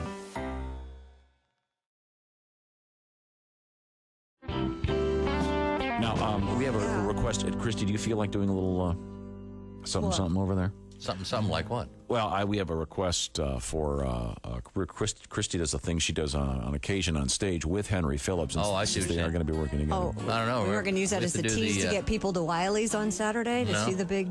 Well, the big show. The big that'd be nice, but there are a lot of people who can't make it. Didn't we hear a new version of the? Wasn't it? Yeah. Did you guys ever? Yeah, we did get that. Oh, cool. We played that. Yeah. Well, why don't we? Can you do the original? Do you know? That's the more politically correct version. Mm-hmm. Have you ever guys tried this on the air here? Have we? Yeah, I think we have. I don't know. Gosh, Henry, it's been so long since I've seen you, and I just thought that would be great to kind of maybe sit here and talk about some things like the weather. Have you noticed how hot it's gotten? Oh my God, and the humidity. She's talking again. I have some friends that have shown really up bugging at me. the She's beach talking wearing again. the most ungodly outfits. So embarrassing. I look at my friend. I don't know what women are thinking. I think these she's days. psycho because she's talking and talking and talking and talking and talking and talking. But at least make sure your surgeon gets your nipples in the right place, because I hate it when they skew left. God, what is that all about? You would think. She's talking again. Oh I need a cigarette. She's talking again. There's the other. I wish we never met. She's talking again. The scar. She's like a TV set. She's talking and talking and talking. I'm gonna go insane. Cellulite was something everybody. I'm in has, horrific so why pain. Would you even do that to yourself? And then I think she's on cocaine. Scars, your stomach looks like a battleground. Maybe I need some because she's talking and talking and talking and talking. I'll tell you what. If I don't care about a word you say. You already told that stupid story anyway. I'm gonna get a 38 and blow myself away because you're talking. You look at yourself in the mirror and go, "This is as good as I am ever gonna look." Oh my God! And to go out in public like that? What is she thinking? I was at a black tie event the other night. She's talking again. We're all had on It's really bugging me. She's talking again. In a beautiful It's so embarrassing. I look at my friends. Unbelievably low. I think she's psycho because she's talking and talking. Here we are trying to raise money for a charity, and her breasts are hanging out. She's talking again. Oh my God, she's 55 years old. She's talking again. Bless your age. What are you trying to prove? She's talking again. Know that once you start drinking, you're going to hit on your husband's best friend, and that is not. She's talking again. Yeah, right. See what you miss when you're gone for just a couple of months, hon? Wow. Christy Lee, along with Henry Phillips. I heard something about nipples the wrong way and breasts hanging out. Skewing the wrong way? Yeah. Sometimes they put them back, they're not exactly Okay, thank you. lined up. Yeah, it kind of looked like Marty Feldman nipples. Is that what they call it in the textbooks? I think so. Plastic surgery?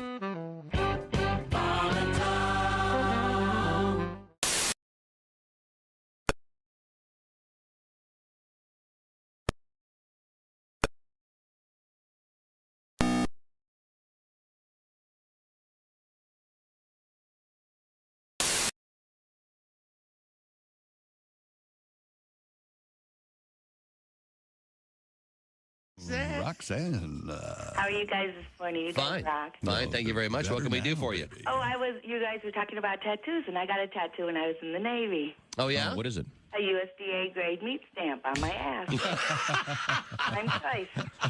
Well, choice beef, huh? Yeah, Wow. it's awesome. I bet it is. What exactly does it say It says USDA choice. on your buttocks area? It is. Do you get a lot of comments on it? Well, yeah. When I show it. Yeah. Uh-huh. Let me ask you this, actually. Do you mention it to people before that? Do you say, hey, by the way, I've got a tattoo I want to show you, or do you just kind of spring it on them? No, that depends on how much I've been drinking. I understand. Oh, yeah. No, I don't spring it on people. No. Well, I think we should get together for some beers. What do you say, Bob? Okay. Beers and some jerky. Lots of jerky. Yeah, maybe your tattoos can meet. That's right. Mike Birbiglia is our guest. He took me to see a urologist. Now, I didn't know at the time. I was very naive. I didn't know what urologists do, with the prostate exams and all that kind of... It's a chick, about this kind of prostate stuff. exams. They get right up in there and look around. How many you got scheduled for today? Before lunch? Just 2. So the doctor, and it's a friend of my dad's, which makes it even worse. Sure. I had golfed with this guy, and he says, put your hands on the table. And I was like, all right, I can put my hands on the table. And then he stuck his finger. Yeah, and And I didn't know it was going to happen, and I shouted. I go, "Oh my God!" And he got mad at me. He was like, "Cut the theatrics." And I felt so bad. I was like, "Sorry about the theatrics. I don't know." Like, as though I had intended it. Like, this will be my big moment. When he sticks his finger up my ass, I'll prove I should be the star of our town. You know you're too high when you're eating cereal naked and your girlfriend tells you to put some clothes on. You realize it's not your girlfriend. It's just a woman on a bus. So that's how you know you're too high. Hi, this is Kostaki Economopoulos, and you are... Welcome back to the Bob and Tom Show. All right. Okay. We're starting over again. Here we go. A brand new show. Christy Lee at the news desk. Hi, Chick. Hi, there's Josh Arnold. Hello. There's Ace Cosby. Hey. There's Willie Griswold. What up, dude? I'm Chick McGee, and here's Tom Griswold.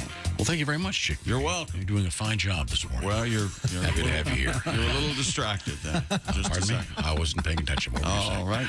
Okay, I know that Christy's over there with some news. What have we missed, Christy? A French chef has created vegan foie gras. Chef Fabien Bourgel, who manages the 42 Degrees vegan restaurant in Paris, created what he calls a faux gras as a substitute to the foie gras traditionally made from fattened duck and goose livers. Bourgel's vegan foie gras contains cashew nuts, sunflower, coconut oil, and it looks like traditional foie gras, but is creamier. Foie gras, considered part of France's culinary heritage, but the practice of, as Chick mentioned, force-feeding ducks or geese to enlarge their livers is condemned by animal activists. Yeah. They force feed, for this stuff, they force feed soybeans. Oh, that's sad. To all the plants. Yeah. All the plants have to eat soybeans. All the plants, okay.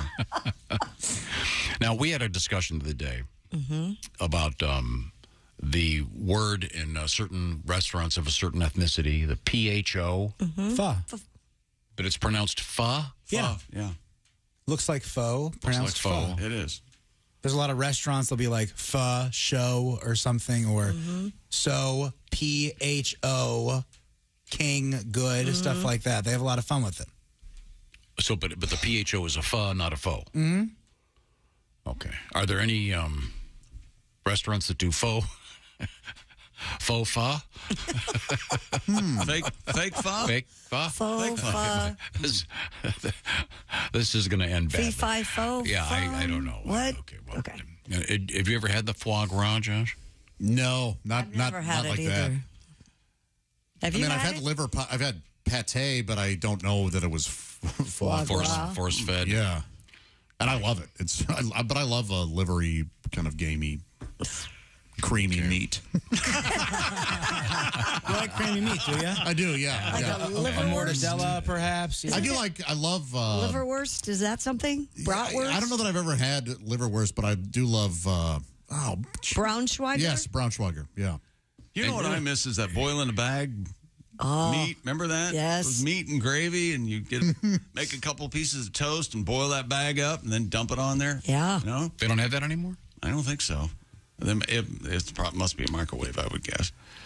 They don't have boiling food anymore. But you were saying that this foie gras, they know exactly how much they can force feed the ducks before their legs break? Scientifically. Oh, God. That's brutal. That makes it pretty hard to eat. Yeah. Do the guys that do that have to love it, right? They've got to be kind of weirdo, kind of, they want to, like Kinda masochist, right? Like the guys on the killing floor, I guess. Do you name them?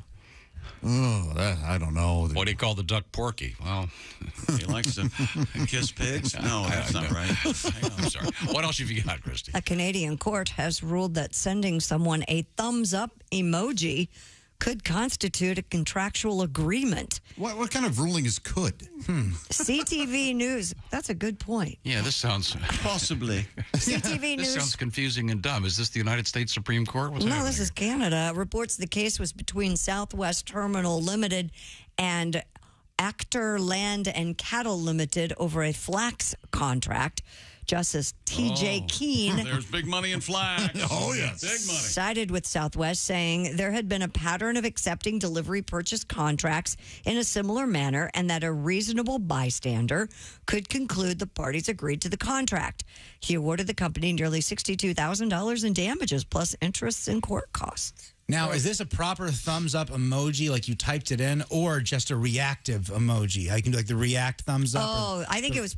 I know what you're saying. Like you push You on can like the, it. Yeah. Yes, because for me, I don't think you can tell when you receive it. They both look the same, don't they? No, No. it'll be like over the message, just a little thumbs up. And for me, that just means I'm done with this conversation. It means I'm saying, okay, I understand what got you're it. saying, but Yeah. that's it. Let's just end Acknowledged. it here. Yes, But I don't know. I'm kind of with the court on this one. I kind of am too. If the guy said, hey, look, I've got whatever it was, $62,000 worth of stuff you want delivered, is that right? And he gives you a thumbs It's up. more of an approval than an Right. objection for sure. Now, Yep. what if in a business situation you sent an eggplant emoji with the squirting water thing? Would that be sexual harassment? Yes. The answer is a flat out yes. Unless you worked at like an eggplant farm and you had to water the eggplants, and that's Yeah. how you say it. Yeah, that's for sure sexual harassment. Yeah. Is that the only? Can you buy like emojis Like that a are wiener? That I mean, like that are more. Sexual? So is there like a place you can buy I'm them sure. Like horny to emojis. add to your phone? I bet you could. Is there like an emoji shop where they have more explicit? Yep. Really? There is. Yeah. Oh yeah. Didn't they used to have stuffed animals about the emojis? Mm-hmm. And there's stuffed happy turd or something, right? Mm-hmm. Yeah. What? Yeah, stuffed animals. Yeah, you can buy them, the plush versions. Yep. Let's see. but can you emoji buy- shopping? Can you Emoji- buy? Christy's looking that up. I'm looking it up. Okay, all right. Do you want dirty emojis? I'm just curious. I don't want any of them. I'm just asking if they have that. Dirty mind emoji. Okay, there you go.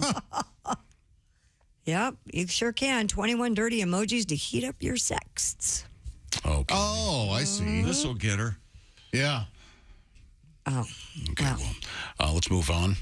An extremely overdue book has been returned to a Massachusetts library 119 years after it was checked out.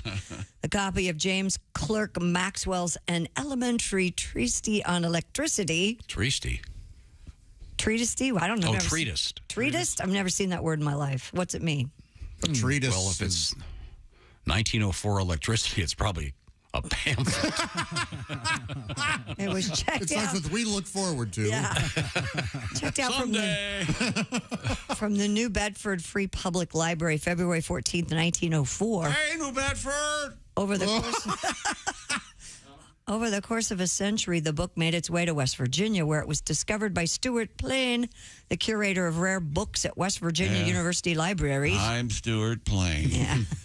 While sorting through a recent donation, Plain found the library book, noticed it had been stamped withdrawn. You want cream cheese on your bagel, Stuart? No, just plain. Oh. He contacted Jody Goodman, the special collections librarian in New Bedford, to alert her to the find. Hi, Jody. With the library's 5 cent per day late fee, someone returning the book overdue by 119 years would face a more than Stuart, you want brown sugar in your oatmeal there, pal? Plain. Plain again. $2,100 fine.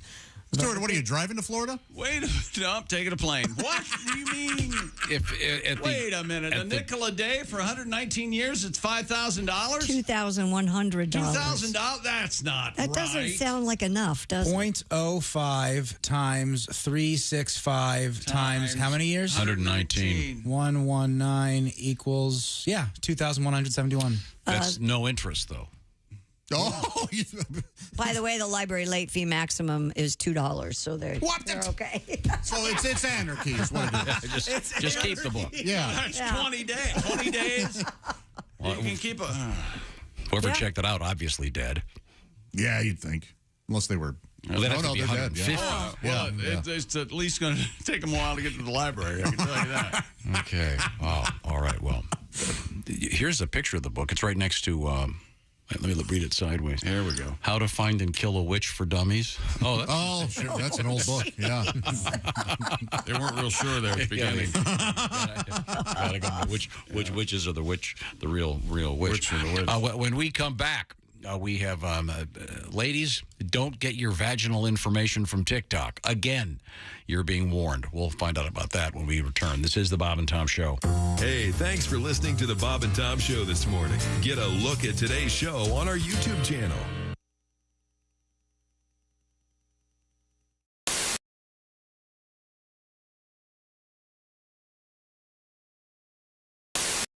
Hey guys, my dad has a new album out called Under the Bed, and it would really help a lot if you were to check that out, so I can go to college. Please.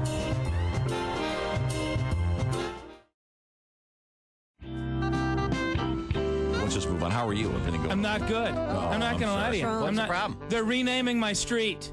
They're renaming my street. Oh, you see, that's one of my hot buttons. Let me tell you something. I live on 39th Street.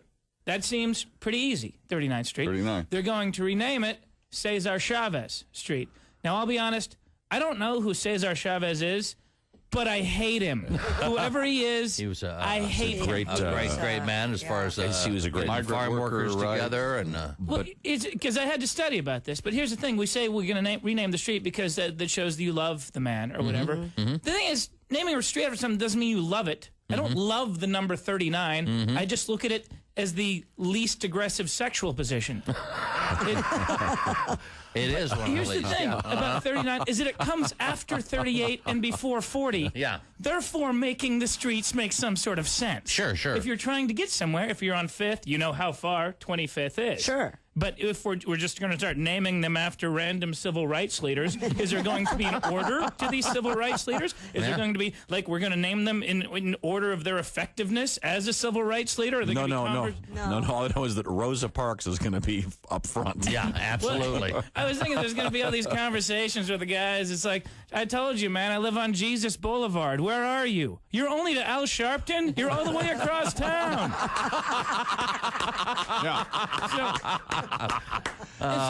Okay.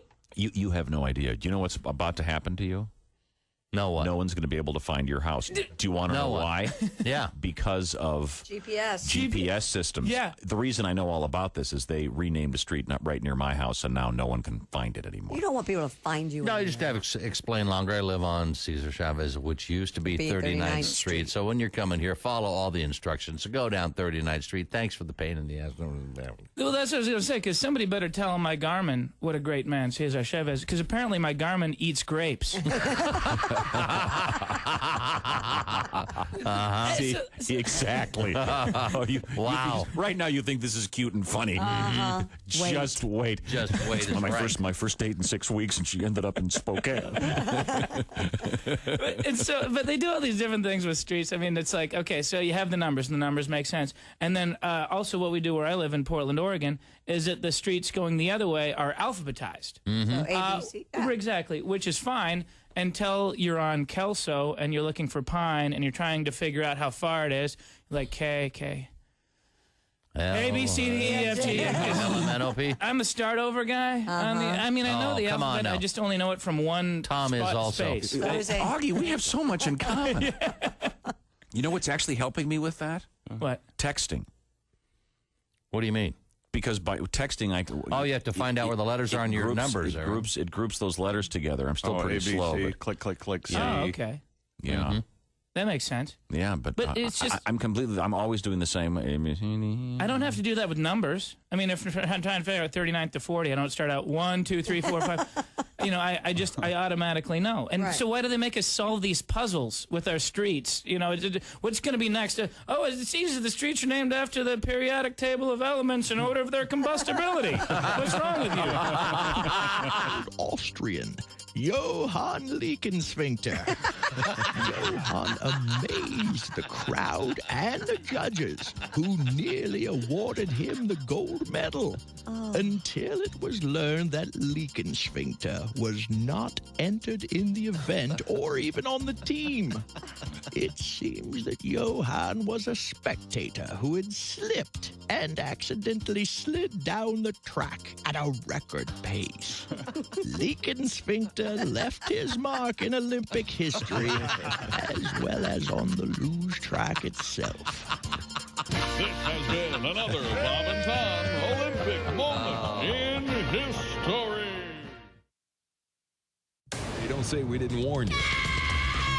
There's laughter ahead. You guys want to grab lunch? We can't go anymore. Holy That's a cow. good day's work, everybody. This is Bob and Tom 24/7. My best friend Jack fell from his ladder, drunk as a skunk at his work one day, broke his back, bruised his bladder, switched to beer, now he's okay.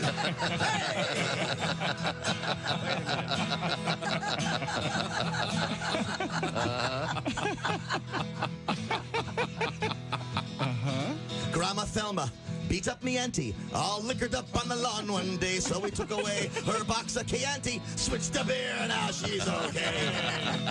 Ah, honey, get your head to clear, switch to beer, switch to beer. You don't have to go to AA, switch to beer, you'll be okay.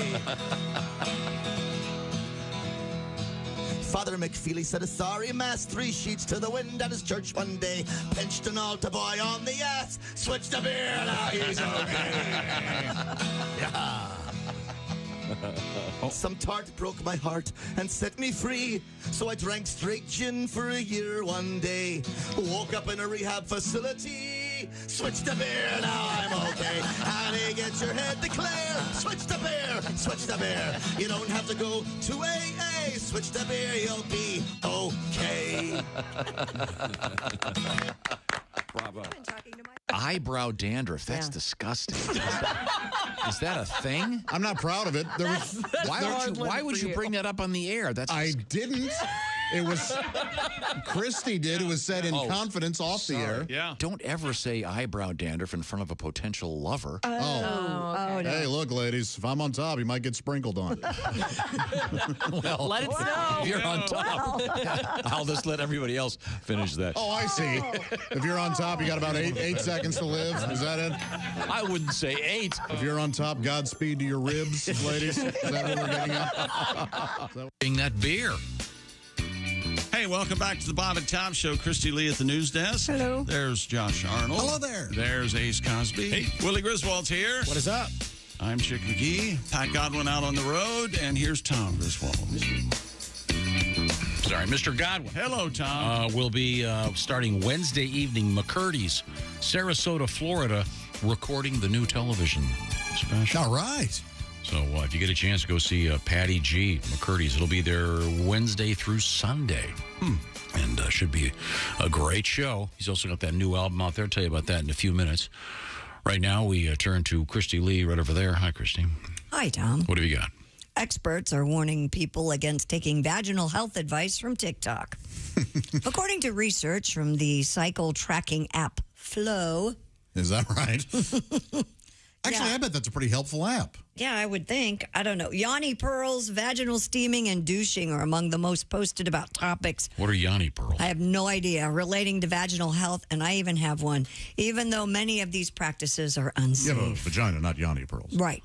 OBGYN and women's health specialist Dr. Samina Rashman told USA Today the internet and TikTok have been very dangerous for sexual health misinformation, which is often seen as a unique niche for influencers to make money.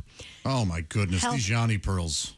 What are they? They're almost like an herbal bouillon cube for your vagina.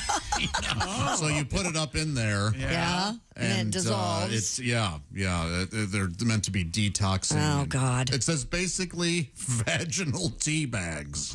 Yeah, it looks like a nicotine pouch. Yike. Yoni is the Sanskrit word for vagina. It translates to a sacred place. You mean that's that guy that plays the pan flute? Yeah, Yanni is a vagina. Yanni? I think Sam Fear is king of the pan flute. Right. Yanni is... How dare you? What was Doesn't Yanni spell his name Y-A-N-I, not Y-O-N-I? Oh, sorry. So, health experts urged people to speak with a healthcare provider before making any medical decisions or trying any advice they see online, which would make sense, of course. If you want ladies health information about your vagina, either go to Spencer's Gifts or TikTok. That's where you're. What's wrong with people? Yep. Go to medical professionals, for God's sake. Doctors say literally no reason for this chick. Yanni is Greek. Yeah. And he's 68 years old, and his name is Y-A-N-N-I. And what was his instrument? I thought he just sang. Did he just sing? I don't know. I thought he was on an Flautist? instrument, too. They used to have ads all the time. Yeah, for his late music. night Yanni music. Yep. I forget what his instrument was, but I had never heard of, what is it, Yanni sax? Yanni Pearls. Yanni Pearls. Okay, this Maybe is... it's Yoni Pearls. Have you heard of these? The Storm. No, I have never heard of them. Oh, here's little Yanni.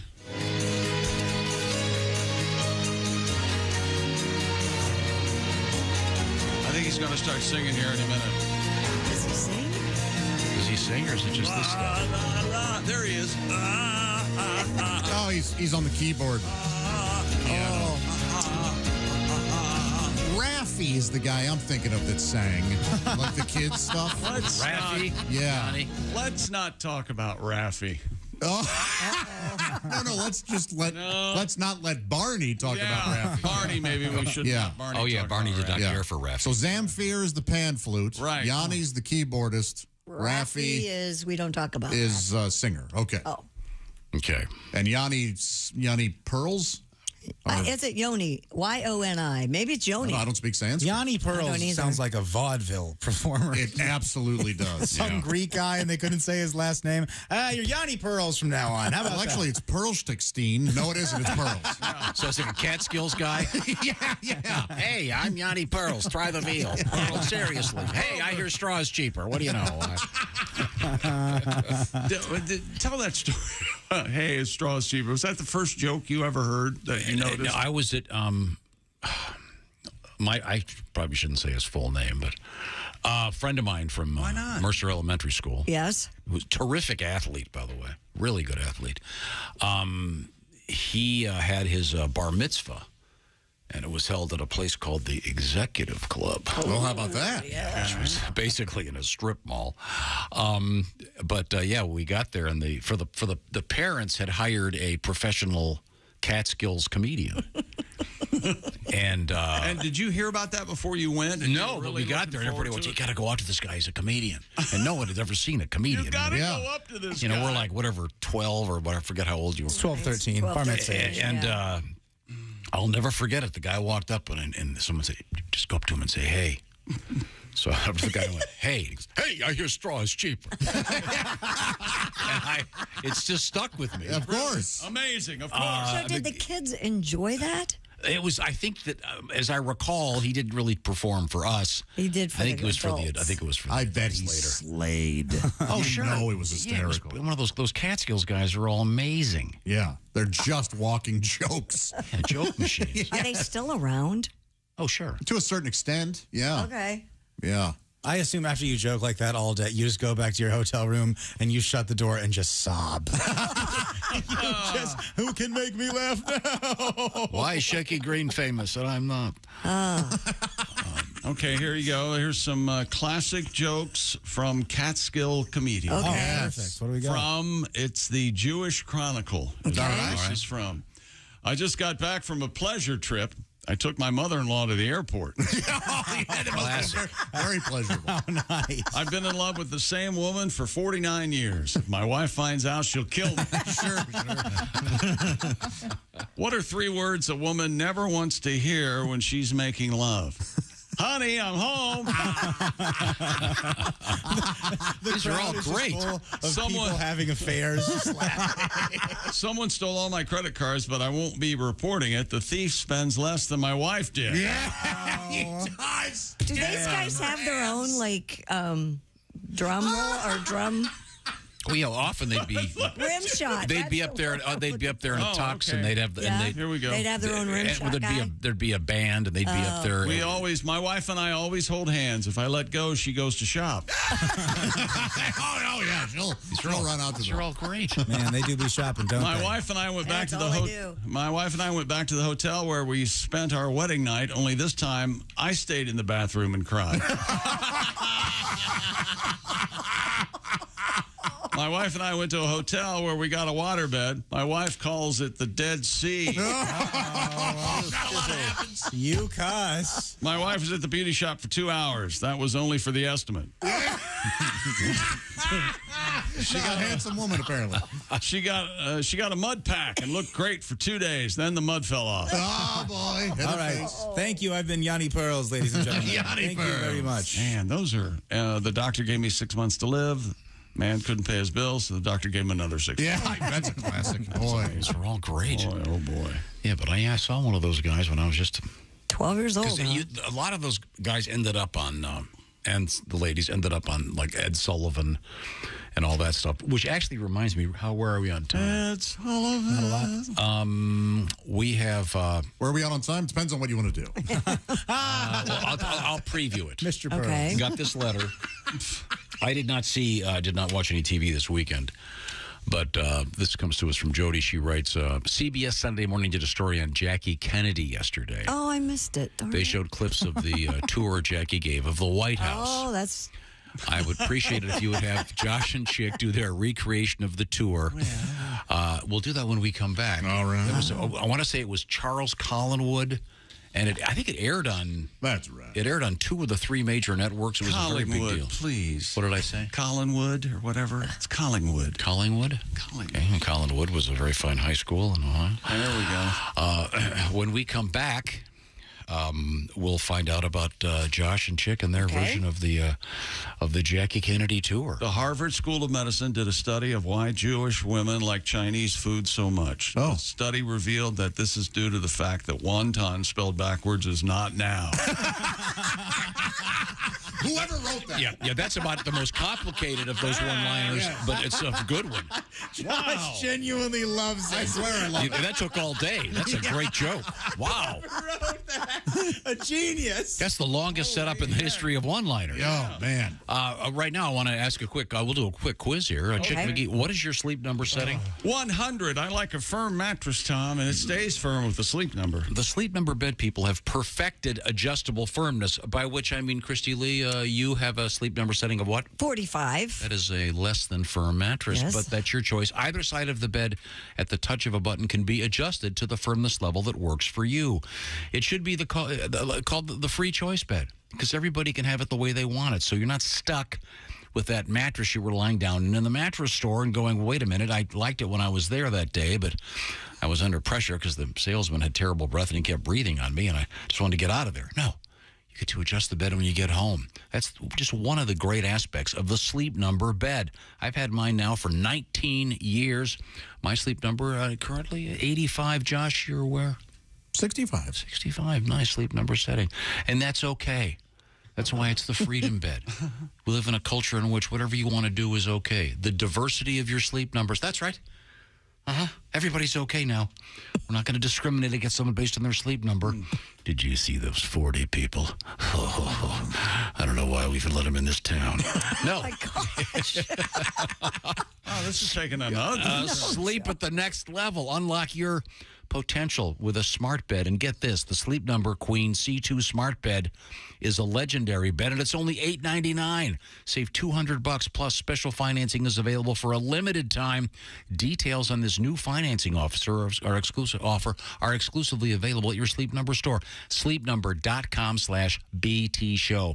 Find out about this special financing offer while it lasts.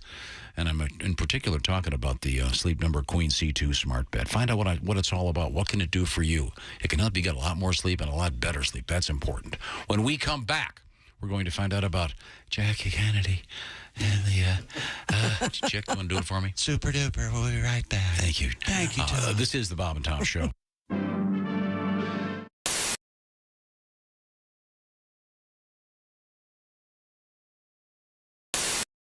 Any changes you'd like to make in the world right now? I got to tell you, okay, first of all, as you guys know, I drive a Cadillac. And if you don't know, Cadillac is kind of considered the Mercedes of cars. And so I've heard.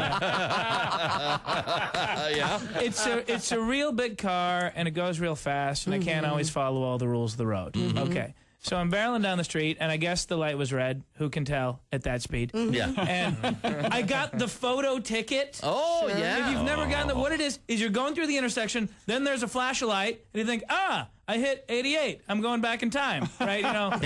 Finally a chance to go try to break up my parents before they can get together at the child abandonment under the sea dance. That seems negative. Oh, boy. But it's not that at all. Mike, they're not. The police aren't even going to work anymore. They're just setting up a camera and calling it good. They're paparazzi.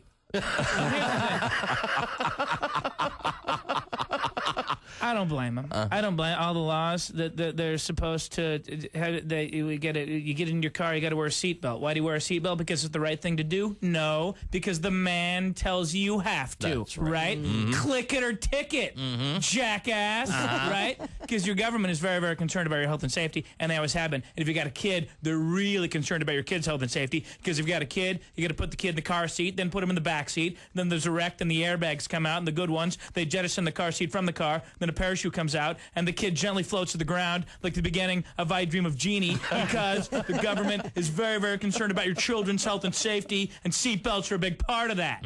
Really? Ever seen a school bus? Yeah. The only seatbelt there goes around the 50-year-old parolee driving the damn thing. Oh, yeah. That dude strapped in like he's going to lethal injection. Meanwhile, the kids are in the back flying around like lottery balls. No. Your government does not make you put on a seatbelt to protect you. They make you put on a seatbelt to control you. They make you put on a seatbelt because it's the only tangible way they can physically tie you up during the day. How about click it or take responsibility for your own health and safety, because this is America and not some fascist regime. What are you saying, Og? You saying you're against seatbelts? You're damn right I'm against seatbelts. Hey, you dog owners like me, listen up. This is something for your big sweetie. It's called Chew Works.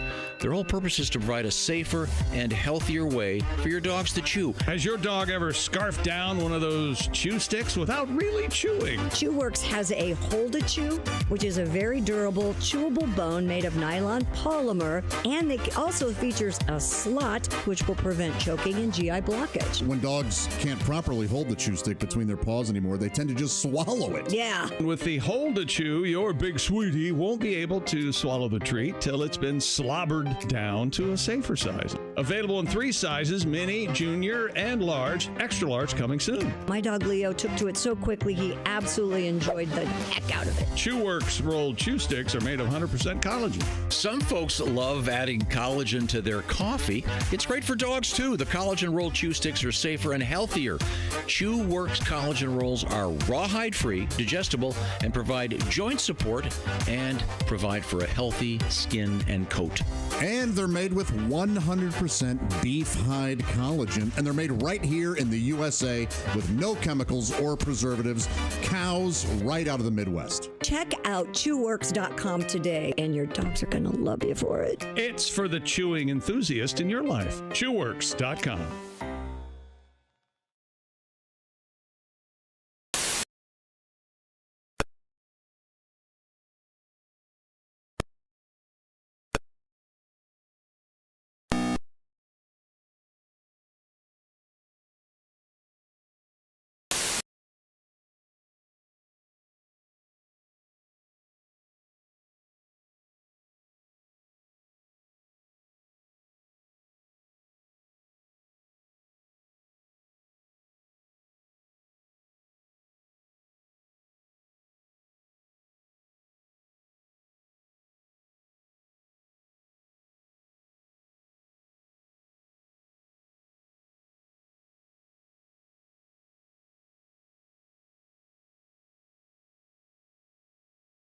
Oh, she's bright. see there? There you go. Christy's mocking you. Oh, no, there's no such thing as the starry-eyed look. I see. Well, thank you, sir. Right, thank you for being brave and bye. speaking to us. Oh, hello there, Sonny. It's Morgan Freeman. Oh, hey, Morgan. How y'all doing? Good. I'm fine. Thank you very kindly. Oh, nice. I understand you have someone there that was talking about men making noises during sexual encounters. Yeah. I understand when you said you've never heard a man make a noise before. Oh. Apparently, you've never been to Shawshank, Sonny. Now, in Shawshank Prison, is there a lot of noise? Oh, it's hard to sleep at night. I'll bet. Angie Dufresne came to Shawshank Prison back in 1947. Uh-huh. And he had a nickname that he was known by. What was that? Oh, please stop.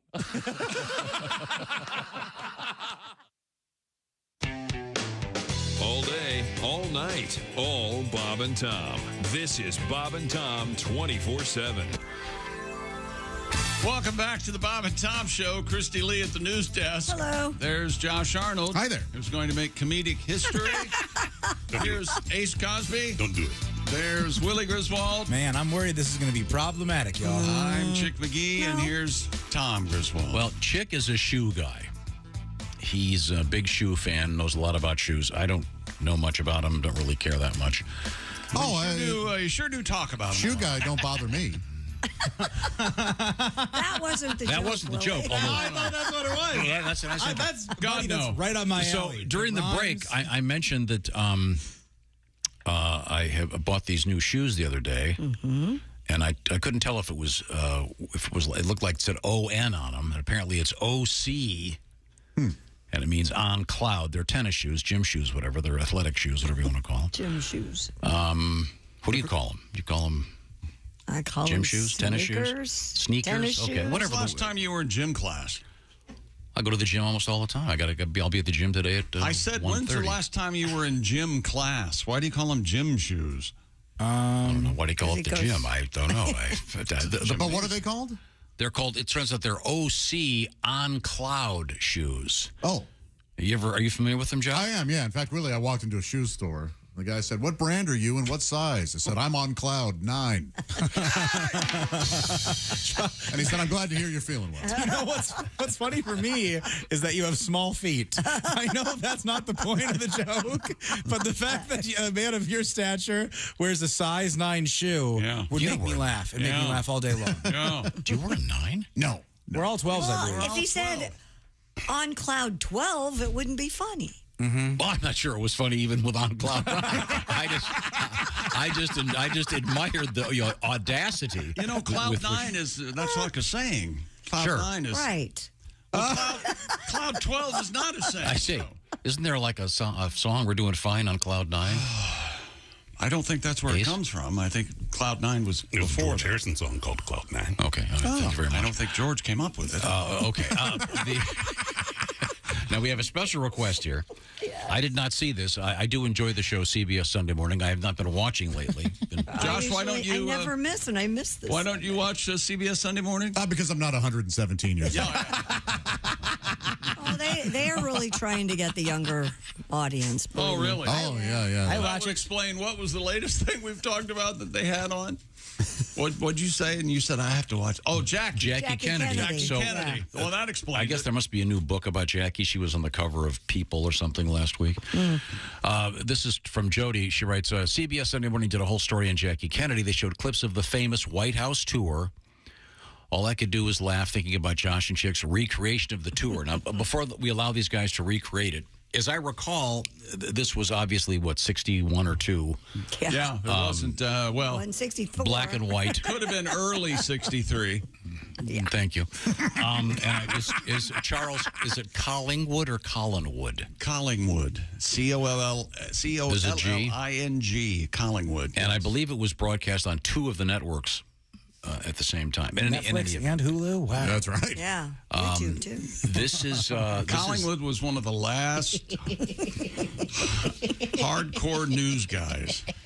And I think he thought Cronkite was too hip. Really? Yeah. This goes, okay. Here you go. This is the actual audio. Tell me about the silverware in China, Mrs. Kennedy. Well, it's not silver.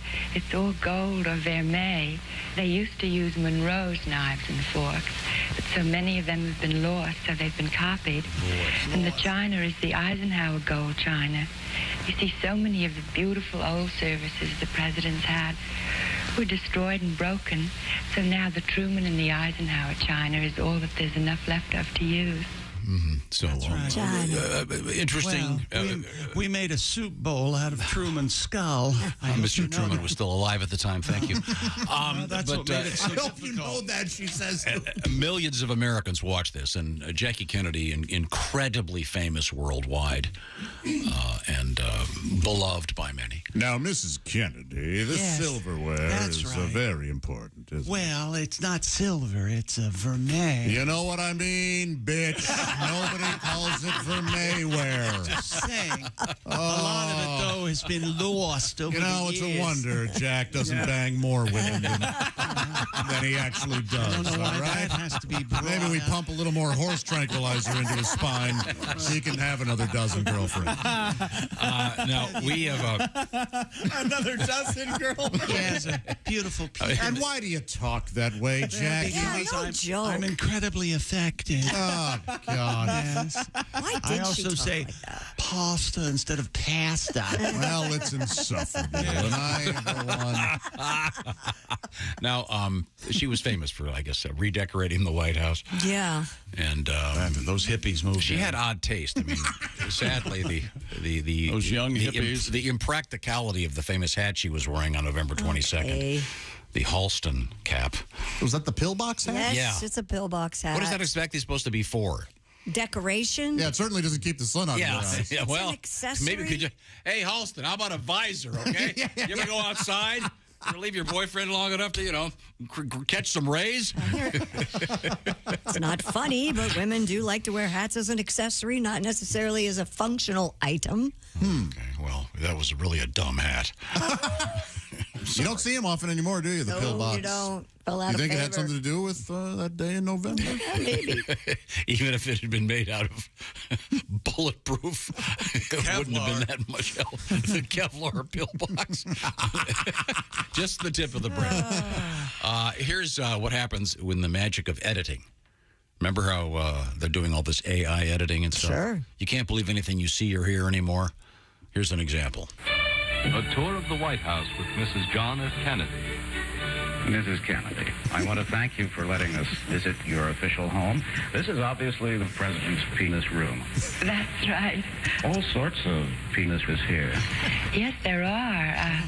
In the men's room downstairs, we found all the president's penises in storage. It just seemed to me such a shame when we came here to find hardly any presidential hung in the White House. It's a beautiful room. Isn't that the penis of George Washington? That's right. That's Washington. Magnificent. That's the oldest here. I think that is of historical interest. Is this a Yes, this little penis was left by President Van Buren in the gold room. And the next one in line is It's Thomas Jefferson's sperm. Oh, this has a very different feeling than the rest. It's a marvelously masculine penis. Yes, it's so pretty. Have you changed it a great deal? No, we painted it white.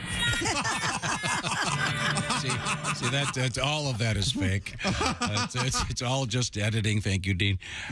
For example, we have one more example of taking the real Charles Collingwood and Jackie O. And here we go. One of the nicest things in this room, to my untutored eye, is that beautiful young lady over the fireplace.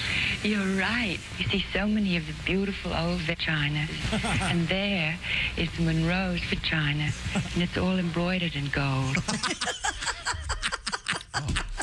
You'd think she would be against Monroe's vagina being How civilized. on display. Yes. Classy. Oh, no, Marilyn, use my bathroom. Okay, there we go. Speaking of AI, Dolly Parton says she's not interested in being an AI hologram in the future. Sorry, Boobs McGee, you're going to be one when it comes to my VR headset. During a press conference, Dolly was asked if she ever considered creating a virtual version of herself. She replied, quote, "I think I've left a great body of work behind. I have to decide how much of the high-tech stuff I want to be involved with because I don't want to leave my soul here on this earth. I think with some of this stuff, I'll be grounded here forever. I'll be around. We'll find ways to keep me here." And then quipped, "Everything about her, including any intelligence, was artificial anyway." Aww. That's funny. She is so witty and silly She's and just cute. trying to stay human. I don't blame her. Yeah, of course. Good for you, Dolly. Love her. Would you want to be a hologram after you're gone? No. Who did they try touring Tupac or something? Who did they have a hologram? I think Tupac did do it, yeah. And didn't they try one with, was it? It was Roy Orbison. That's right. Oh, that's right, yeah. Apparently it was decent, wasn't it? Didn't people like it? But I guess they doing some kind of trickery where they have the face, but it's actually some guy does all the posing and moving, and then they put them together. Ugh. That's only weird. 2 more, and we can have the traveling wheelberries. Yeah. Just waiting on Bobby and Yellow Guy. Jeff Lynn? Yes, thank you. Yeah. Thank you. Yellow Guy. Once again, I appreciate the effort that went into that. When everybody talked about the traveling wheelberries, when they go, it was Tom, Bob, Roy, and George and that other Yellow guy. Yeah. I think he put it all together. No, I know he's a But genius, you're right. obviously. But he wasn't the face of the band, so to speak. Yeah. Christy, what else is happening? A robot will serve as the conductor for an upcoming concert at the National Orchestra of Korea. The android robot named Ev R6 will conduct 2 of the 5 compositions, while a third will be conducted in tandem with a human maestro. The robot will guide more than 60 musicians during the performance. This will be the first robot performance for Korea, but in Japan, there was a robot conductor that debuted in 2020. The state-backed Korea Institute of Industrial Technology developed the 5'9" robot, which has flexible joints for shoulders, elbows, and wrists. Lee Dong-wook from the Institute said, I don't think robots will be replacing human conductors in the near future. But they could. But it could be used as an auxiliary tool It's for essentially rehearsals. a metronome, right? It seems basically. Like Have you seen a picture of this thing? It's it's a humanoid or whatever the word is. It looks like a person. It looks like what Chick thinks a robot should Flailing arms. I don't think I'm the only one. A robot has to have a face. Yeah, I'm on Chick's side with Didn't that. you have the robot bowling the other day? Did you see the robot bowling? I saw that. And it kind of whips it around. The ball never hits the lane. He throws it from where you would throw the bowling ball in midair, hits the pins, strike at 100 miles an hour or faster. Good Lord. It's amazing. Yeah. Wow. And it spins around. I just read an article about the guy that's revolutionized bowling with the 2-arm, 2-hand delivery. It's real popular now. It's very popular. This guy's the Fosbury flop of bowling. No, he's not. There's only one Fosbury flop. Have you tried the 2-handed? No, but the Fosbury flop revolutionized the sport, much the way this guy, I don't think he is revolutionized. I have not tried it, but others have that work here, yeah. You look like a fool for a while, right? Yeah, a little bit. It looks kind of awkward, but man, is it effective. It's like the 2-hand backhand. And I see a lot of, at the bowling alley, there are a lot of kids who are doing it properly. They're not, not between the legs or whatever. They're learning how to do it. Yeah. But I just saw some video of the game where Wilt Chamberlain scored 100 points, and when he does free throws, he shoots them underhand with 2 hands, and you look like a tremendous nerd using 2 hands to shoot a basketball. Effective, though, isn't it? Yeah, I guess, but you just look like a weirdo. Yeah. Yeah. Get laughed out of the YMCA. The android robot. Is this just to get people to come to the symphony? Is that the whole point of this? I don't know. I mean, it takes a great skill to conduct an orchestra. It's not like the robot was at all the rehearsals telling them what. No, it had to have been programmed. More oboe. Right. More oboe. They need this. That requires someone with ears and taste, not just what is effectively a metronome. Or this is like, what's the guy's name from Chuck E. Cheese and who led the Chuck E. Cheese band? Was it not Chuck E. Cheese? No, Fats. That was the Showbiz band, right? Yeah, Showbiz Pizza / Showbiz Chuck E. was Cheese. Chuck E. Cheese. Yeah. I don't know. Who led the band? Yeah, wasn't it the keyboard player? Yeah. No, Fats, the Okay, gorilla. yeah, okay. Yeah. Chuck was out there on the floor dancing. Chuck was not. I think he's now part of the band. He is? Yeah, they're not animatronic. They're like, it's like a screen. What a loss. It really is tragic. Researchers have determined birds might divorce each other due to affairs or lengthy spells apart. It is believed that more than 90% of bird species generally have a single mate over at least one breeding season, if not longer. However, researchers have found some monogamous birds switch to a different partner for a subsequent breeding season. And they found species with longer migration distances have a higher quote-unquote divorce rate. Have you been sleeping with Robin? It's a bird. It's also a female name. Yeah. It can be a man's name. It can, like Batman's sidekick. Sure, or Robert Williams, but that just makes it sad. It makes you sad because you think about... I saw you checking out Robin's ass while we were flying in that V. Don't you act like you weren't. Also from the science desk. I mean, that's fascinating. It is. What other animals get divorced, essentially? I don't know. Not all, very few mammals or animals mate for life anyway, right? Right. And think about how many of us have something in common with birds then. What? Divorce? Well, yeah, and the fact that Josh likes to poop on cars. Love it. No, he doesn't like to poop on cars. He likes to poop on your car. There's a difference. It's a good prank, and it's sexually gratifying. My therapist has begged me to stop. I say, I can't change who I am.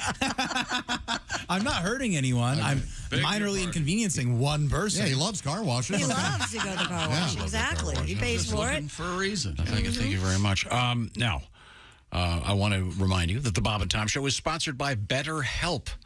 BetterHelp is really interesting. This is something that's kind of new, but it's becoming popular because it's so effective. Sometimes in life we're faced with a lot of tough choices, and it's maybe not clear how to move forward these days. It's confusing. There's a lot out there. It can be absolutely overwhelming, and getting yourself back to being yourself can be done with some help. Perhaps this is for you. I'm talking about hooking up with a therapist, and it's all done on the internet. Not just, by the way, the connection to the therapist, but the therapy itself, which makes it, of course, convenient, flexible, and suited to your schedule. The way it works is you fill out a questionnaire, and you'll get matched with a licensed therapist. And by the way, you can switch therapists at any time for no additional charge. So if you're thinking about starting therapy, give BetterHelp a try. Once again, the therapy itself is done online, so you can do it as if you're on the phone. You can do it like a Zoom call, or you could even do it texting back and forth. Whatever suits you in your time frame. So let therapy be your map to a better future, and try BetterHelp. It's betterhelp.com/BT show. That'll knock 10% off your first month. BetterHelp, H-E-L-P, betterhelp.com/BT show.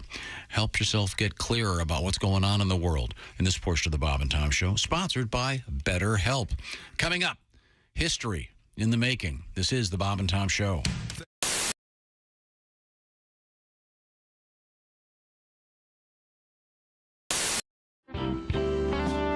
This is the Bob and Tom Show. Hey, hi. With us in the studio, comedian Sal D'Amelio and Scott Dunn hanging out with us. Scott, anything else in your life of interest these days? Well, I just bought that van. So we're that's right. Savoring that. We're enjoying that. Van? Yeah. Now, van or minivan? Minivan. In this day and age, everyone just assumes minivan when you have children. I would think. How many people have the conversion van? Is that what they're called still? Oh, I would love a conversion van, but yeah. Is that where you can convert it into a bedroom? Yeah. Boudoir. Sweet. No. Really? Yeah. Knock one out on the way going down the road. Let's pull into that rest stop, honey. Yeah. Well, you're going to have to leave the kids at the previous rest stop because... Well, none of them are going to be there. Buying a car is a grind. I haven't bought a car from a dealership. It is like a 2-hour, 3-hour grind. That's tough, yeah. And so you don't want to be stuck with some idiot. No. You want a professional. You want somebody. So I've done a little list of how you can tell whether your car salesman's professional or unprofessional. Oh, really? Okay, good. Okay, we'll see. All right. A big bonus to these minivans is the DVD player in the back. Oh, sure. So if your salesman wants to show you how to operate it, that's professional. Mm-hmm. If he makes you go an extra hour on the test drive so he can watch the nude scene from American Pie, unprofessional. Yeah, you're right. Okay. Same token, you're buying a minivan for your family. Mm-hmm. So if he wants to show you the storage capacity, professional. If he wants to show you some great places to hide your weed, professional. All right. Now, I understand that buying a car is negotiation. I'm trying to get a good deal. He's trying to make money. Mm-hmm. So telling me my offer is too low, understandable. Okay. Spitting in my coffee, unacceptable. Wow. Yep. On the same token, while we negotiate, if he tells you he needs to leave the room to go talk to his manager, that's probably okay. Sure. If he tells you he needs to leave the room to go drop a deuce, not okay. Not okay. Too much information. Wait, Yeah. $50 never killed anybody. Well, he's never done this before. Used cars, Christy. Yeah. Now, this one's for the ladies, Christy. Yeah. If your car salesman offers you free financing, Yeah, that's great. that's great. Yeah. If he offers you a free mustache ride, not so great. No. It depends on what he looks like. There you go. Oh, I see. Okay. Depends how cheap you're getting this car. And What do I have finally, to do to get you into this car today? and finally, if your car salesman tells you that the van is a certified pre-owned car, that's professional. Yes. If he tells you it's a certified poon wagon, unprofessional. The old. But good to know. Yeah, but good to know. Thanks very much.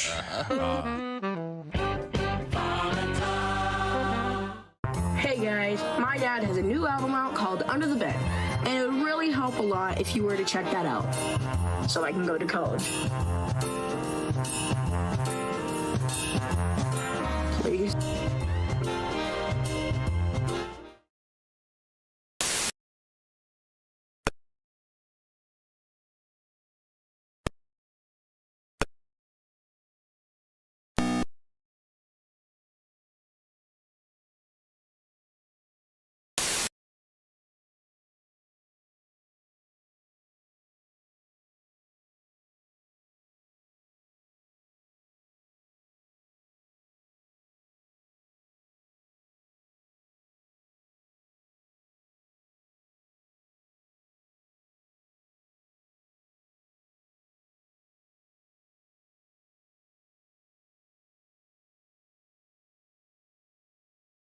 Feel like dick. I'm sick of my TV. Now I'm hooked on all the soaps on ABC. I try to read a magazine or hear the radio or watch the Bad News Bears again on HBO. I'm sick of being home, 'cause you think of stupid things when you're alone. I'm sick of this old house, and today I might try on my wife's new blouse. I saw two women fight like cats on Jerry Springer's show because their mom was sleeping with their older brother Joe.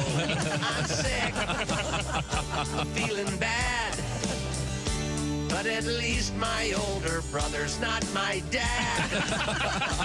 I'm sick of these four walls, and my arms are tired of playing with my dog. I'm sick. Bravo. Thank you. Essential Morning Radio. All day and all night. This is Bob and Tom 24/7. 24/7. I got a plan for the country. Yeah. I thought that, there are people that can do drugs, and there are people that can't, and the people that can are screwing it up for the rest of us. So I've come up with a solution. Instead of testing people for drugs where they work, why don't they do something more democratic? Why don't they just test everyone for drugs that they can handle? Maybe when you get your driver's license, you go up to the guy says, well, we got your paperwork done, but before we do the photo, do you do any drugs? Well, yeah, I smoke a little pot occasionally. All right, well, why don't you go smoke this and sit down over there?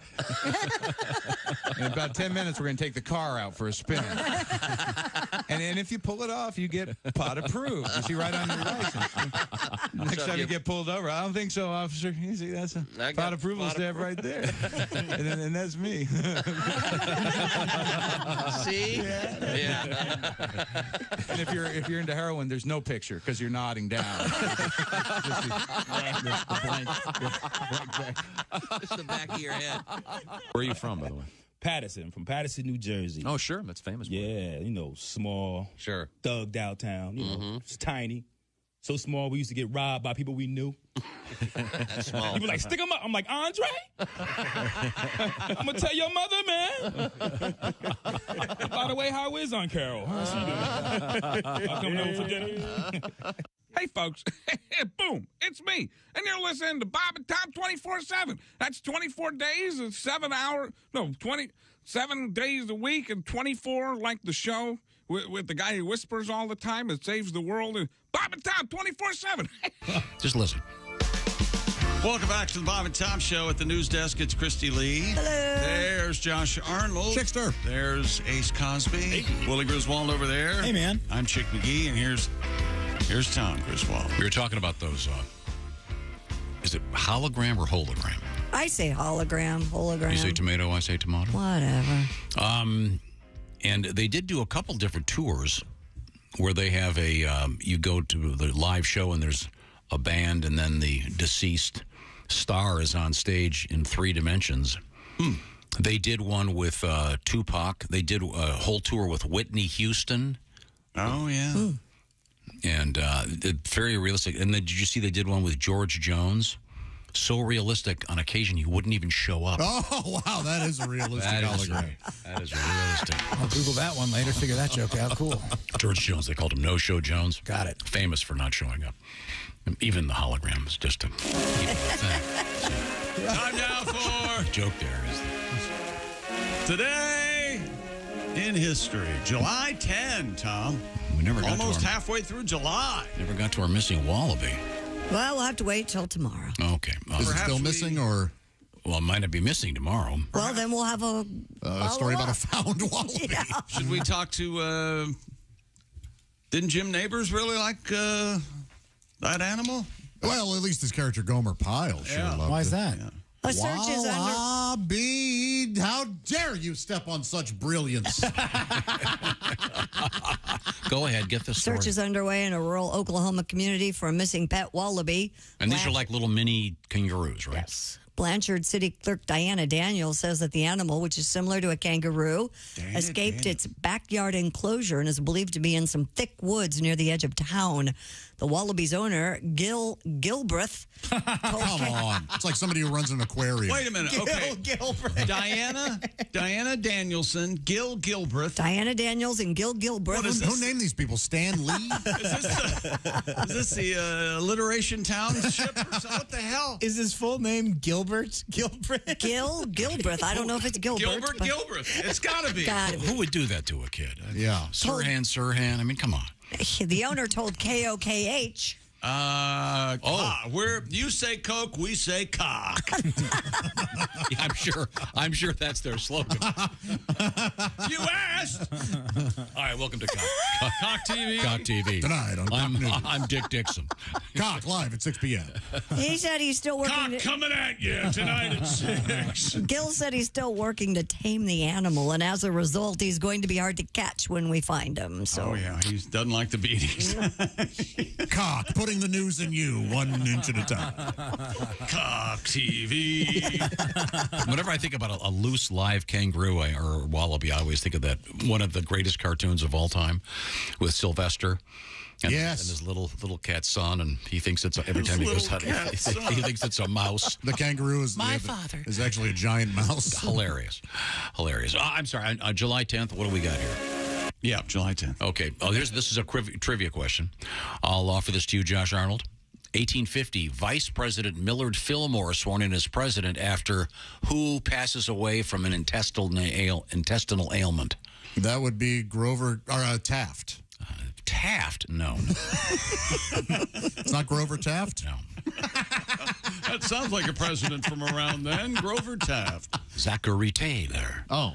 Okay. Why would I know that? And why'd you sing it? Was that in Hamilton or something? I'm so tired of being an alley cat. Other cats have homes and don't have to scrounge for their food. Yeah, but they gotta pay for their security. But, Father, I can help you a lot.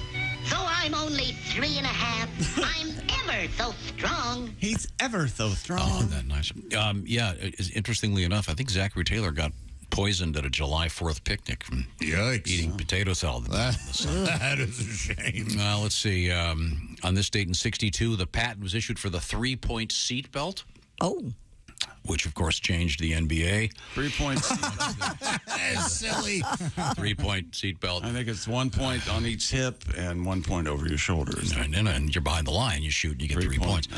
Let's see. This is a good one. 1985, Coca-Cola announces it will resume selling the old formula of Coke. Yeah. One of the great failures in the history of world business. And that's got to be like a college course now, right? What they did wrong. How We learned about it. Oh, really? Oh, did you really? I went to college, yeah. Good for you. Like HBO Max, dropping the HBO. Yeah, okay. Let's see. Coldplay released their album Parachutes on this date in 2000. Love it. Top to bottom, love it. Is Parachutes the one with yellow on it? It is. I like yellow. Follow-up album, Pair of Ladders. Parachutes, pair of ladders. Parachutes, pair of ladders. I thought it'd be a pair of boobs. Parachutes. Look at the this. third album, Paraplegics, did not go over well. People thought it was off-putting. You ever use the term shoot for a lady's butt? Look at that shoot. No. Poop shoot. Poop shoot, yeah. No, I prefer the classier turd cutter. Yeah, neither one, really. Look at the shoot on her, right? Happy birthday, 1856, Tesla. Nikola Tesla. Oh, the coil guy. Not Elon. Stole everything from Edison. Let's see. Happy birthday to the great Mavis Staples of the amazing Staple Singers. Yeah. Wonderful. The Staples Center named after me. It should be. She also won an office supply. Okay. Who is R.J. Padavona? Patavonia? You know, I don't know. Maker of outdoor gear. Patagonia. Patagonia. Better known as Ronnie James Dio. Oh, okay. Great singer. There's a great documentary about him. Is there really? Yeah, it's really good. I'd like to see if they could explain his popularity. They absolutely do. Yeah. Great singer. Often credited with inventing the devil horns. Is that right? Yes, yeah. Spreading the message of Satan to children. Josh, does that make you happy? It's actually his grandmother was warding off. Anyway, watch the documentary. Things we learned today. Happy birthday, Arlo Guthrie. Don't care. Play Alice's Restaurant. That means the DJ's got a intestinal issue. Yeah. Or it's Thanksgiving. Don't take TikTok's advice for your vaginal medical care. No. Do not do that. Take mine. Scrub it. Josh, I want a clean crevasse. Shellac it. Josh tells his remote to play Blue Bloods. Yes, I feel like I want to watch Blue Bloods. Donnie Baker's now on Plenty of Fish. He broke up with his girlfriend Maggie. The box of chocolates was our stupid world record today, and they were giant chocolates, about 5,000 pounds plus. And we're going to Ohio Friday for a special event, and Josh pointed out the following fact. Ohio is the only state to have 4 letters in its name. And that's wrong twice because Ohio has 3 letters in it. The O's there twice, and Iowa's another 4-letter. And Utah. What about Utah? Manute Bowles' son is named Bowl. So that's right. His name's Bowl. And in his leisure time, he bowls. Bowls. But in the morning, he has cereal from a bowl. At night, he smokes a bowl. And he smokes a bowl from the big man. Wow. And he watches his crops. He keeps track of the boll weevils. Yes, he does. Bowl. What's his favorite basketball team in Chicago? And remember the Chicago Bulls. Oh. And remember what Willie said today. Do you know about the boll weevils, Josh?